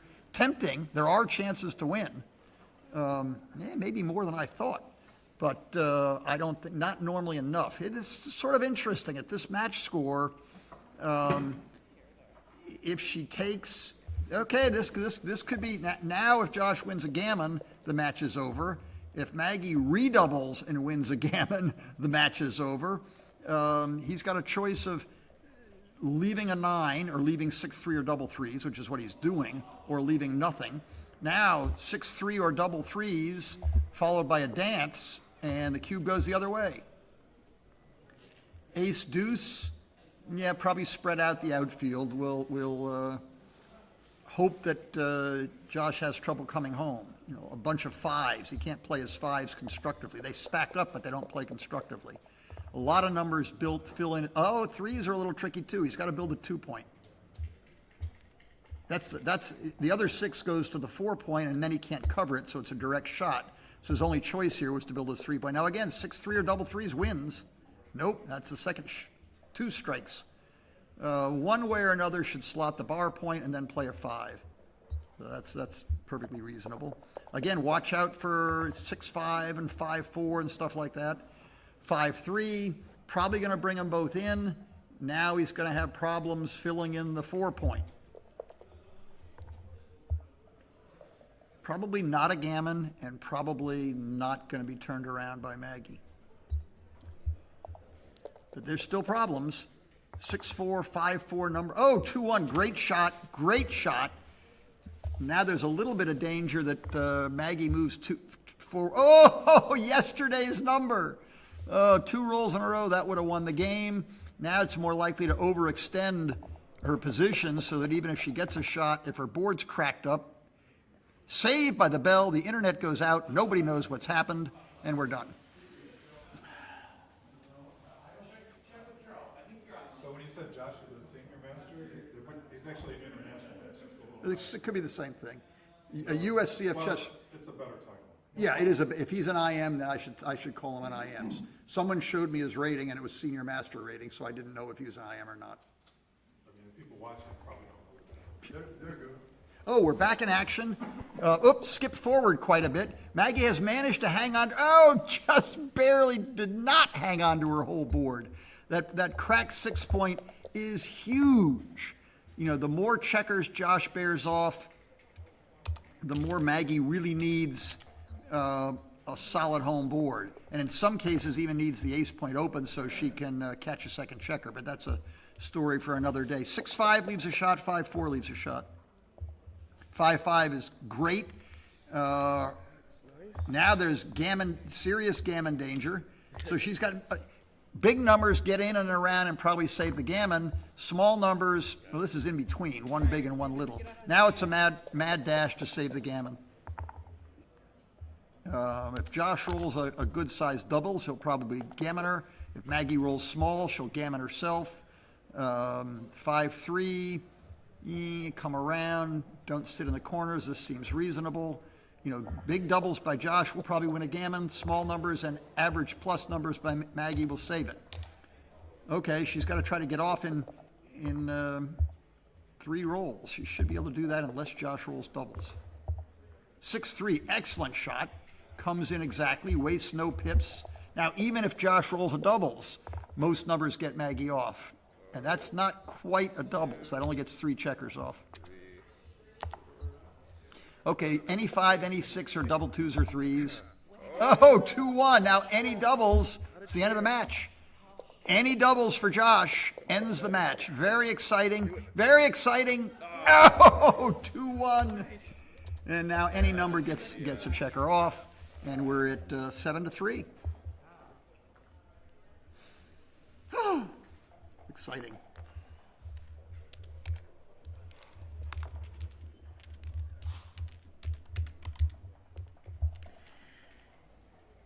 The player trailing in a match, as Maggie now is significantly, with you look at how far you have to go. You know, a score of 7-3 is oops, there goes the internet. There goes the internet. I get little rests. Oh, good. And back. Yeah. How are they playing? Think okay? Yes and no. Yeah, you think Josh is just... She's making Yeah. silly beginner's mistakes, not intermediate mistakes. She's making, Right, yeah. He's about 2,200 on Gallup, so he's decent. Nice, yeah. Yeah, he's like the top chess player.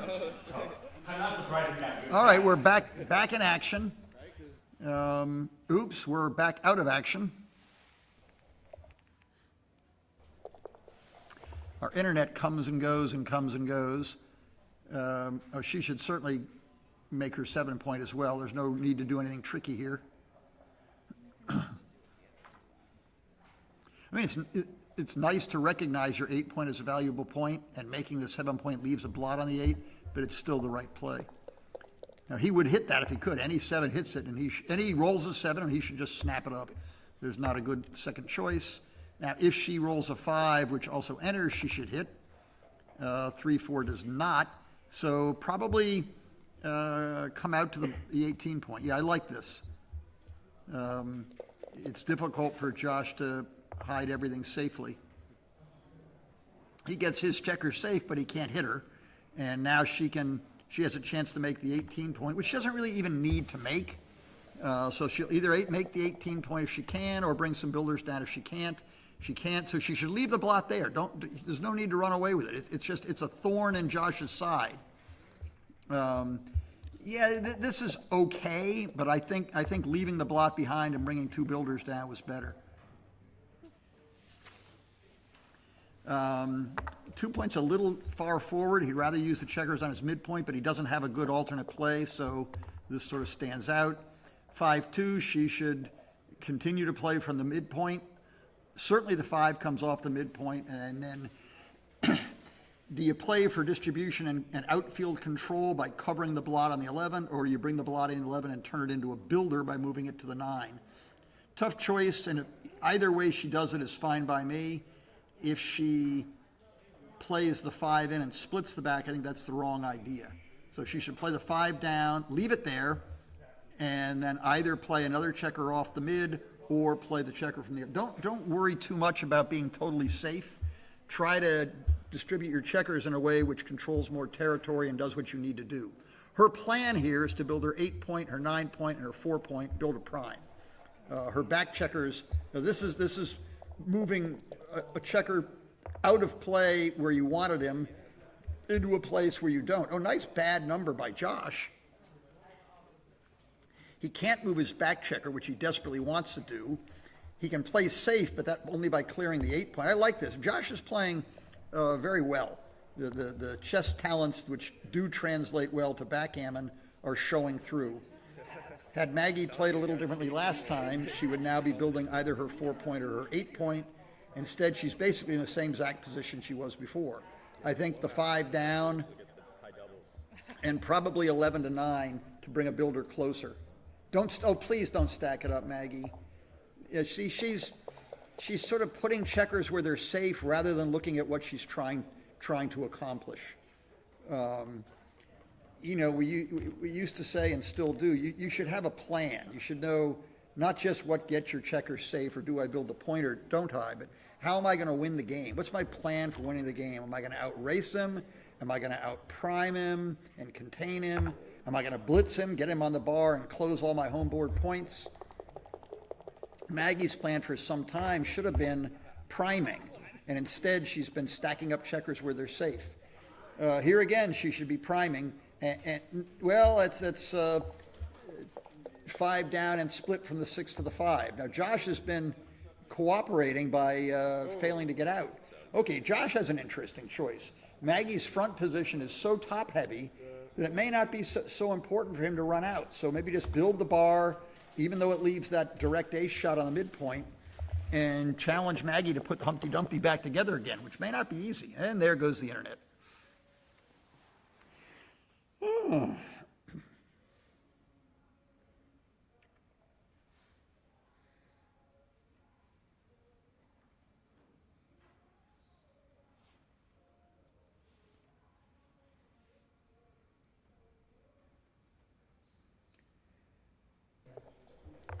Back in action. What's the actual position? Are we going to skip forward? There we go.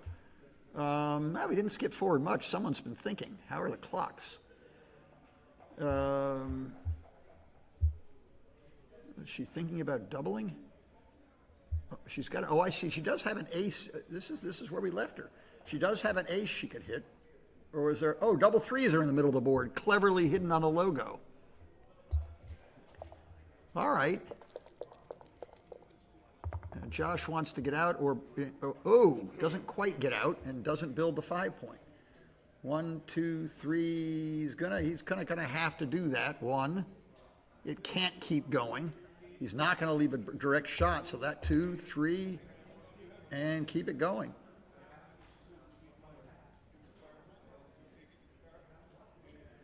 Now this is a very complicated position. Does Maggie actually have the cube, or is that left over from last game? I can't believe Josh has doubled this. The director should be in there and figure out where the cube is. You know, we had the internet disconnected. Maybe it's just almost impossible to imagine Josh has doubled this, but we don't know for sure. The cube's sitting there from last game. Well, now she should actually double.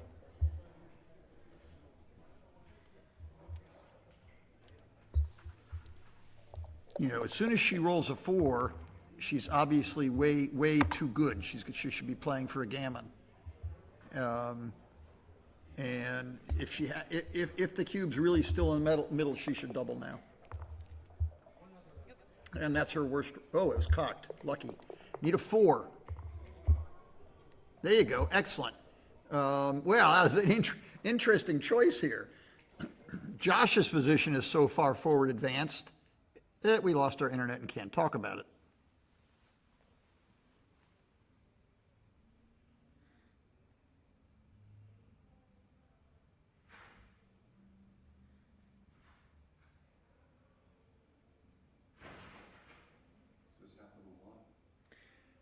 It's been happening all of this match, only longer this match than the match before where it happened less.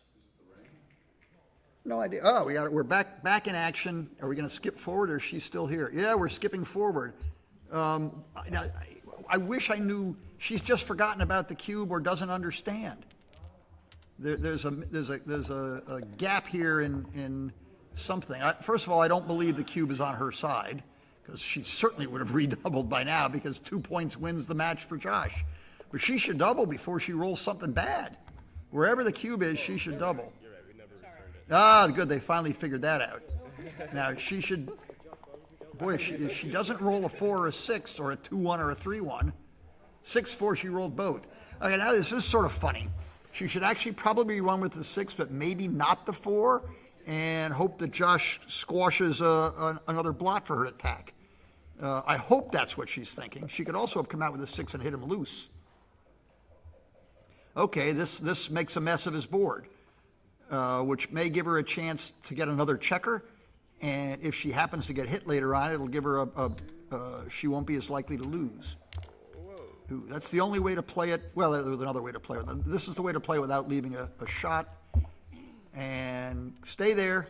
Good girl. Now if he rolls a 6-5 or a 5-1 or a 4-1 or a 3-1, he leaves a second shot. Now, if she doesn't roll an ace, attack the blot on your ace point. If she doesn't roll an ace, attack on the ace point. You can't attack on the ace. But there's some crazy advanced banana split plays here where it's actually might be right to split loose, split off the 3-point and hit, but we'll skip that for another day. Now there's no real chance to pick up a second checker. I suspect she doesn't realize she's supposed to be doubling. The only way to hold your prime, and she should hold her prime, is to bring this all the way around. And now she should double. Oddly, if he rolls an ace, she maybe shouldn't double. Hope he rolls double 2s and exposes a new blot. Okay, she should definitely have doubled there. Now that she's safe, she can actually take a roll. There's nothing she can roll where Josh will have a take next turn, so she might as well play for a little teeny fluke, gammon. See, no matter what she rolls, Josh can't take next turn. Now, her gammon chances are so tiny she should play safe, which means she should play 5-4. Good play. There's a good play. She recognizes that double 6s or double 5s leaves a shot. Of course, she should have doubled. She's forgotten about that or something, or maybe doesn't know when you're supposed to double here. If he rolls double 6s, he actually is back in the game. She should double again. She's forgotten about the cube or doesn't understand. I think she's just sort of excited and forgotten. It's dangerous. You better wake up, Maggie. Oh, good roll, good roll. Now even if she sleeps through, it's not going to matter. She should win easily. But my guess is she just forgot about the cube. She's very excited. Strange things are happening, and she's not entirely playing her best.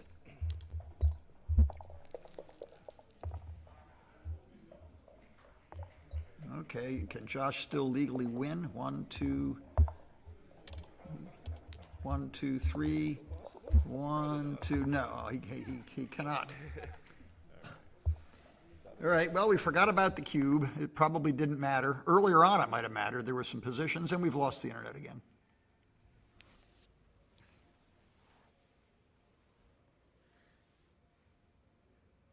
Maggie started studying in January of this year. But you did? No, Maggie. Oh, Maggie, all right. She took me out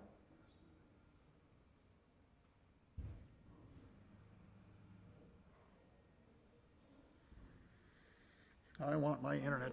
Here we are. Okay, skip forward. Oh, good. We didn't miss anything other than setting up the position.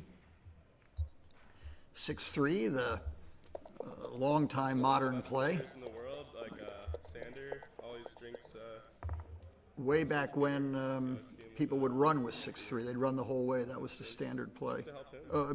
Experts, I started playing the mid-1970s, and experts did not usually run with 6-3. They'd make this play. But most other players ran with 6-3. The game's changed a bit. Yeah, here's the conundrum. Do you hit two checkers and kind of put your checkers where you don't really want them, but get two in the air? Or do you bring two down? You know, the extra blot on the 9 point maybe makes the attacking play better. Josh is also in a situation where without doubling, if he wins the gammon, he wins the match. So he's got some interesting... Well, it's sort of funny. Once you've slotted the ace point, you should probably cover it. Years ago, we chess player types would play like Josh is now. We've sort of sacrificed the pawn on the ace point, and there's no reason to throw more pawns after it. But turns out the computers are not as much chess players as we'd like them to be, and they're right, that once you've slotted the ace point, it's usually right to cover it. Now, not so much so. This is a great play. Good blockade by Josh. Nice anchor. Nice point. Now, when does either side double? Josh does not double. He only needs 2 points to win, so he shouldn't be doubling when he has any gammon chances, and he shouldn't be doubling at a normal match score because Maggie can take and redouble to 4, and Josh can't use all those points. So Josh doubles slow. Maggie doubles fast if she has a gammon threat. Without a gammon threat, she should wait a bit. And that should probably hit on with all these blots floating around, hit on the 2 point. Just take it from take one of your spares from the 13 point and hit on the 2. Blots lead to gammons, and Josh has no anchor. And if he hits back, she can shoot at the blot on Josh's ace point. Well, this is looking for action. You want to wrestle. I like the attitude of just mix it up and see what happens. That's a cool idea, and it may be working. Josh has a mess to deal with. Hits with the 4, that brings him down to only 6 blots. Has he clean up the mess? If he hits with a 4, what does he do? It might even be right to hit another. Okay, he's just going to try to build his prime. Now, any ace hits. And 2, 6, 3, 6, 4, 6, and 4, 5 hit. And 2, 5 does not. And there were 3s on the other side of the board as well. Phenomenal stuff. Now, a 6 gives Josh a prime. Okay, but the prime may not be able to be held. He's got 1 checker buried and 1 checker trapped. So the prime is it looks like it's going to be a temporary thing. Oh, many options, and it's not an easy play even for an expert here. Many options for Maggie. Fortunately for me, the internet was disconnected, so I don't have to give any opinions.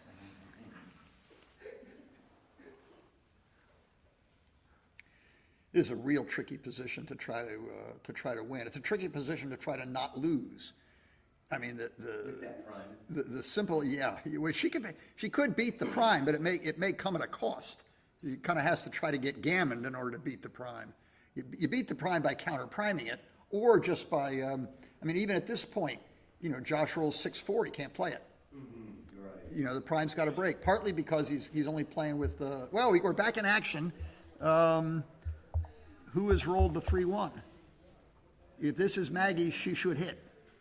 Look what happens if she hits and Josh rolls 2-6. Look what happens, even if she hits and Josh rolls 3-5, he's got to either break the prime or bury a checker on the ace point. This hitting, even though Josh has a prime, hitting could win going forward. You don't need to wait for. So this is a play to, sort of maybe protect against the gammon. And this is a try not to lose as opposed to try to win. Right. And trying not to lose is generally a bad idea because eventually you're going to fail. You have to try to win so you can succeed. Yeah, the hope is you're praying that anchor can defend against the prime. Yeah, but she could still have won the game, you know. She needed to hit there. Now, she can still win this game. It's just way less likely. Who's that didn't turn off their phone? Penalize them. I'm doing intermediate commentary. I can't talk now. Okay, bye. There was an interrupted call from former world champion Bill Roberti.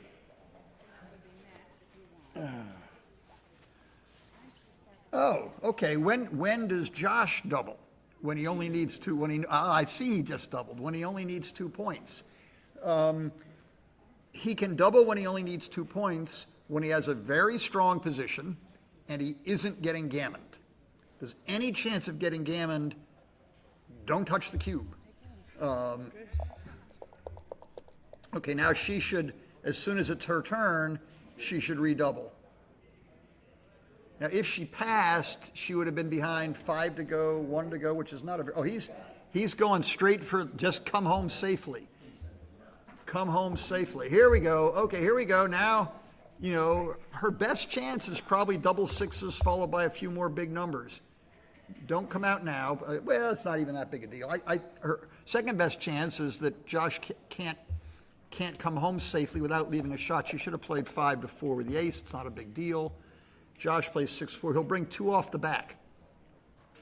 He doesn't want to leave himself. This leaves a shot with double sixes. And look at double fives here. Oh, chess player should stop and think a little bit here. He's walking into a fork. Double sixes and double fives. His position implodes and it leaves a direct shot. This was careless play by Josh. He's a little too excited. Double fours are tough. They can play safely. Sixes and fives left a mess. But yeah, he left the odd formation on the back of his blockade, which is generally, without even figuring out why, what you want to do. There's a whole lot of pips for this would-be race. Now look, when you're looking for bad numbers to protect against, it's the back number that's blocked. So in this case, 5s. 6-5 you can play, 5-4 you can't. So 5-4 is the root number. The sidewalk cracks when the root cracks it. Nope, 6-1. 2 ways to play safe. This one is closest and is often right. The gap maybe look prettier and is often wrong. Look at this now, he can't play 6-3 next time around. So she's got little chance, cumulative little chances. How many, and conceivably could win the race here. 6-3? 4-3, well, that's unfortunately his very best number. Now her chances are in hitting a shot while Josh is bearing off. And a 6-1 or a 5-1 leaves him a bit of a mess. 4-2, well, he can make a tricky play and clear the 6 point, but I don't think, it's not ridiculous. Okay, this play, which is the natural play, leaves double sixes and double fives leave a shot. So double sixes or double fives, and Maggie has a shot to win. 5-1, again, he's got the choice. Does he want to, the safest play is to actually clear the 6 point, but that lets Maggie in. He should look at it and think about it. Come on, chess player, look at all your moves. There, he finally sees all the choices.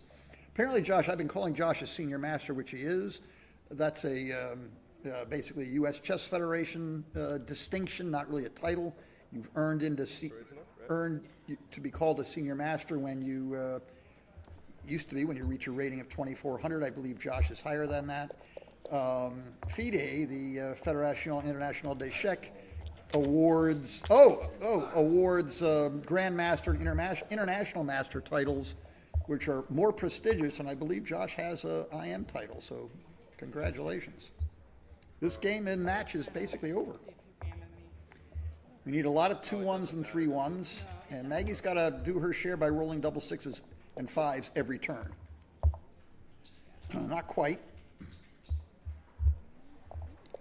1, 2, yeah, that's probably, now that's the end of that. That's, can't be done. All right, very exciting. We had fun. We got to see most of it. Thanks, you too. And the internet's still working, and we don't have any backgammon to watch. Kent Goulding signing off for now. Something will be up soon, and we'll have more fun. Stay tuned. And it's like every time you put me on the bar, I got off and you didn't. Yeah, we were pretty lucky there. I like these games. It's fun when neither player gets like too unlucky and you get all the rolls that you want. All right. And I like a little chaos. So Oh yeah. Well, it's cool playing on the stream and on the board and everything. Yeah. Right. Yeah, I'm worried, but we'll see. But hopefully I'll see you again if you make it back to the finals. Yeah. I'm not sure either, but would it be the finals? oh, maybe I might just need to wait for that to happen. Right, yeah. That'd be cool. All right. Thanks. Good luck. Didn't actually get I got this as a door prize at a tournament in Flint, and it's my only backgammon related shirt, so I thought I'd wear it today. Yep.